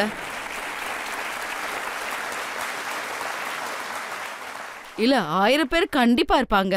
எத்தனை பேர்னு கரெக்டா சொல்ல முடியாது. ரூம் ஃபுல்லா ஆளுங்களா நின்று இருந்தாங்க. கொஞ்சம் கூட அங்க இடமே இல்ல. அதாவது எல்லாருமே உங்க ரூம்குள்ள இருந்திருக்காங்க. என் ரூம்ல தான் இருந்தாங்க. அதுக்கப்புறம் 1 மணி நேரம் கழிச்சு உங்களோட ஷோ ரெடின்னு ஃபோன் வருது. நான், கணேஷ், டான்சர்ஸ் எல்லாரும் அங்க போய் சேரும்போது ட்ரெஸ்ஸிங் ரூம்ல இன்னும் நிறைய பேரு, அதாவது 10,000 பேருக்கு மேல. எவ்வளோ பெரிய ட்ரெஸ்ஸிங் ரூம் இருந்துச்சு, இடமே பத்தல. எல்லாரும் அங்க நின்னுட்டு இருக்காங்க. டான்சர்ஸ் எல்லாம் என் பக்கத்துல வந்துட்டாங்க. கோரியோகிராஃபர் கணேஷ் கூட என்கிட்ட வந்துட்டாரு, மம்தாஜி நாம என்ன பண்றதுன்னு. அப்புறம் நாங்க எல்லாரும் ட்ராக் பேண்ட்ஸ்ல இருந்தோம். அப்புறம் நாங்க டான்ஸ் ஆடணும். புடவைய கட்டிட்டு மூஞ்ச மூடிட்டு டான்ஸ் ஆடணும். அப்புறம் நான் ஒன்னு சொன்னேன், நாம இதே ட்ராக் பேண்ட்ஸோட டான்ஸ் ஆடலாம். யாராலையும் ட்ரெஸ் மாத்த முடியாது, ஏன்னா ட்ரெஸ் மாத்ததுக்கு இடமே இல்ல. அப்புறம் நாங்க உடனே ஸ்டேஜுக்கு போய் back to back we did one after another. அப்புறம் டான்சர்ஸ் எல்லாரும் என்னோட ரூம்ல உட்காந்துட்டு இருந்தாங்க. நான் நெக்ஸ்ட் டே மார்னிங் ஃபிளைட் ஏறதுக்காக உட்காந்துட்டு இருந்தோம். காலையில 7 மணிக்கு எல்லா டான்ஸரும் என்னை சுத்தி தான் இருந்தாங்க. யாரும் வெளியில போக விரும்பல. சுத்தி அவ்வளோ செக்யூரிட்டி. எல்லாரும் என்னை சுத்தி தான் உட்காந்துட்டு இருந்தாங்க. என்ன இங்க வந்து மாட்டிக்கிட்டோன்னு ரொம்ப பயந்தாங்க. நான் உடனே என்னோட செக்யூரிட்டிக்கு ஃபோன் பண்ணேன். நான் என்ன சொன்னேன்னா, பீகார்ல யாரு உன்னை ஷோவை ஒத்துக்க சொல்லி கேட்டது? எனக்கு பணம் முக்கியம் இல்ல. நீங்க நம்ப மாட்டீங்க, எனக்கு படமே வேணான்னு நான் ஒதுங்கி இருந்தேன். எனக்கு காசு முக்கியம் இல்ல. நான் கேட்டேன், you are giving important to மணின்னு. பீகார் எப்படிப்பட்ட இடம்னு உனக்கு தெரிஞ்சிருக்கணும். பீகாரை பத்தி எனக்கு தெரியாது. எனிவே நாங்க எல்லா டான்சர்ஸும் 200 கார்ட்ஸோட ஒரு வழியா ஏர்போர்ட் போய் சேர்ந்துட்டோம். அவங்க எங்களை செக்யூர் பண்ணிட்டாங்க. அங்க ஒருத்தவங்க எங்க கிட்ட சொன்னாங்க, நீங்க ஒருவேளை இந்த ஃபிளைட்டை மிஸ் பண்ணிட்டு இருந்தா நெக்ஸ்ட் ஃபிளைட் 7 நாள் கழிச்சுதான்னு. ஆனா நான் மகாகால் மகாமிருத்தியோட உள்ளுக்குள்ள நான் தவசம் பண்ணிக்கிட்டே இருந்தேன். அப்படின்னு ஃபிளைட் வந்ததும் ஏறி போயிடணும்னு ஃபிளைட் வந்துச்சு. அது டேக் ஆஃப் ஆனதும் எல்லா டான்சர்ஸும் கையை தட்டினாங்க. நீங்க எப்படியோ தப்பிச்சிட்டீங்கன்னு. தப்பிச்சிட்டோம். ஒரு வழியா பாம்பேக்கு வந்துட்டோம். 10 நாள் கழிச்சு இந்த நியூஸ்லாம் நியூஸ் பேப்பர்ல வருது. லாலு பிரசாத், இந்த பிரசாத், அந்த பிரசாத்னு. அப்புறம் லாலு பிரசாத் கூட பாவம் அவர் யாருன்னே எனக்கு தெரியாது. அவரும் அனௌன்ஸ் பண்ணாரு, பாவம் இந்த பொண்ணு மம்தா யாரு, அந்த பொண்ணோட பேரை ஏன் இப்படி இழுக்கிறாங்கன்னு, அவளுக்கு நான் ராஜ்யசபா சீட்டு கொடுக்க போறேன்னு சொன்னாரு. அப்புறம் பிரஸ் எல்லாரும் வந்து என்கிட்ட கேட்க ஆரம்பிச்சிட்டாங்க, அப்புறம் மம்தாஜி லாலு யாரு? அவர் பீகார் சீஃப் மினிஸ்டர்னு சொன்னாங்க. நான் சொன்னேன், இங்க பாருங்க, இல்ல அவரு உங்களுக்கு ராஜ்யசபா சீட்டு கொடுக்கறேன்னு சொல்லிருக்காரு. அப்புறம் உங்களுக்கு வண்டி கிடைக்குமாமே. நான் சொன்னேன், இங்க பாருங்க, நாங்க எப்படியோ அங்கிருந்து தப்பிச்சு ஓடி வந்திருக்கோம். எங்களுக்கு இது எதுவுமே வேணாம். அப்புறம் நான் என்ன சொன்னேன்னா, எனக்கு பாலிவுட் பாலிடிக்ஸே புரியல.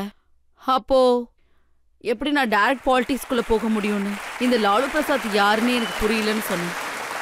இப்பவும் உங்க முடிவு இதுதானா? நீங்க அரசியலுக்கு போக மாட்டீங்களா? கண்டிப்பா இல்ல. இல்ல பீகார்ல இல்ல, வேற எங்கேயாவது? இப்போ வரைக்கும் எனக்குள்ள அந்த மாதிரி எந்த எண்ணமும் இல்ல. இப்பதான் நான் மகா மண்டலேஸ்வர அடைஞ்சிருக்கேன். இதுதான் நான் முழுமையா நிறைவேற்ற போறேன். ஒருவேளை இது இல்லைன்னா, அதாவது திருப்பி வாங்கிட்டாங்கன்னா? இங்க பாருங்க, நீங்க சொல்றது எப்படி இருக்குன்னா, அர்ஜுனரை நாம மா மண்டலேஸ்வரர் ஆக்கலனா அவரு அம்பு விடுறத விட்டுருவாரா, இல்ல அவரோட சக்தி தான் குறைஞ்சிடுமா? மம்தாஜி, உங்ககிட்ட நாங்க எல்லா விதமான கேள்விகளையும் கேட்டோம். உங்க பக்தியை பத்தி, சக்தியை பத்தி, சினிமாவை பத்தி, உங்க மேல சுமத்தப்பட்ட எல்லா பழிகளை பத்தியும், அதுக்கான கேள்விகள் எல்லாத்துக்குமே நீங்க ரொம்பவே அழகா பதில் சொன்னீங்க. எந்த கேள்வியும் தவிர்க்க முயற்சியே பண்ணல. நாம ஒரு பிரேக் எடுத்துக்கலாம். பிரேக்குக்கு அப்புறம் ஆப்கி அதாலத்துல இன்றைய ஜட்ஜ் ஆச்சாரிய பிரமோத் கிருஷ்ணமோட தீர்ப்பு என்னங்கறத கேட்போம்.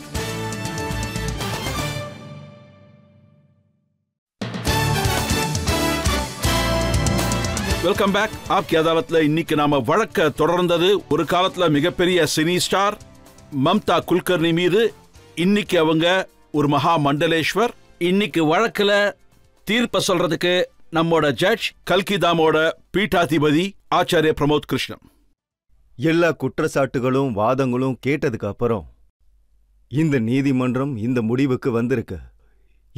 இவங்களோட வாழ்க்கையை மாத்திக்கிறதுக்காக ஒரு நல்ல காரியத்தை பண்ணிருக்காங்க. மாற்றுத்திறனாளிகளுக்கான மகா மண்டலேஸ்வரர் ஆன விவாதத்துல இந்த நீதிமன்றம் என்ன நம்புதுன்னா, சந்நியாசத்தை ஏத்துக்கிறது உடல் இல்ல ஆத்மா சம்பந்தப்பட்ட விஷயம். ஆத்மாவை பொறுத்த வரைக்கும் ஆண் பெண் எல்லாரும் சரிசமம். அதனால மாற்றுத்திறனாளிகளுக்கு மா மண்டலேஸ்வரர் ஆனது இவங்க மேல எந்த குற்றமும் இல்லை.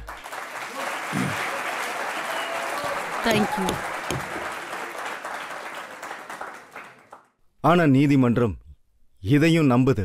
அதாவது சந்நியாசத்தை ஏத்துக்கிறது சனாதன தர்மத்தோட பாரம்பரியத்தை ஏத்துக்கிற ஒரு பாகம். அது ஒரு படத்தோட கதை இல்ல. அதனால அவங்க கிட்ட இருந்து இந்த நீதிமன்றம் எதிர்பார்க்கிறது, அவங்க வாழ்க்கையோட புது பயணத்துல சனாதானத்துக்கு அர்ப்பணம் செஞ்சு சந்நியாசத்தோட மரியாதை அப்புறம் பாரம்பரியத்தை காப்பாத்தி சனாதன தர்மத்தை காப்பாத்தி அதை நிலைநிறுத்துவாங்கன்னு வழக்கு விசாரணை அப்போ அவங்க கண்ல இருந்து வந்த கண்ணீர் அவங்க இதயத்தின் புனிதத்தை வெளிப்படுத்துது. மம்தா குல்கர்னிய இதுவரைக்கும் மக்களுக்கு ஒரு அழகான நடிகையாதான் தெரியும். ஆனா இனிமேல் அவங்க ஒரு யோகி இல்லைன்னா ஒரு துறவியாதான் தெரிவாங்க. இந்த நல்லாசியோட நீதிமன்றம் அவங்கள கௌரவமா விடுவிக்குது. Thank you thank you thank you. இதே மாதிரி மம்தா குல்கர்னி எப்பவுமே மதத்துக்கான சேவையை செய்வாங்க, மக்களோட நலனுக்காகவும் நிம்மதிக்காகவும் வேலை செய்வாங்கங்கிறத நம்பி இன்றைய வழக்கை இதோட முடிச்சுக்கிறோம். அடுத்த முறை இன்னொரு கெஸ்டோட உங்களை நான் சந்திக்கிறேன். அதுவரை என்னுடைய அன்பான வணக்கங்கள்.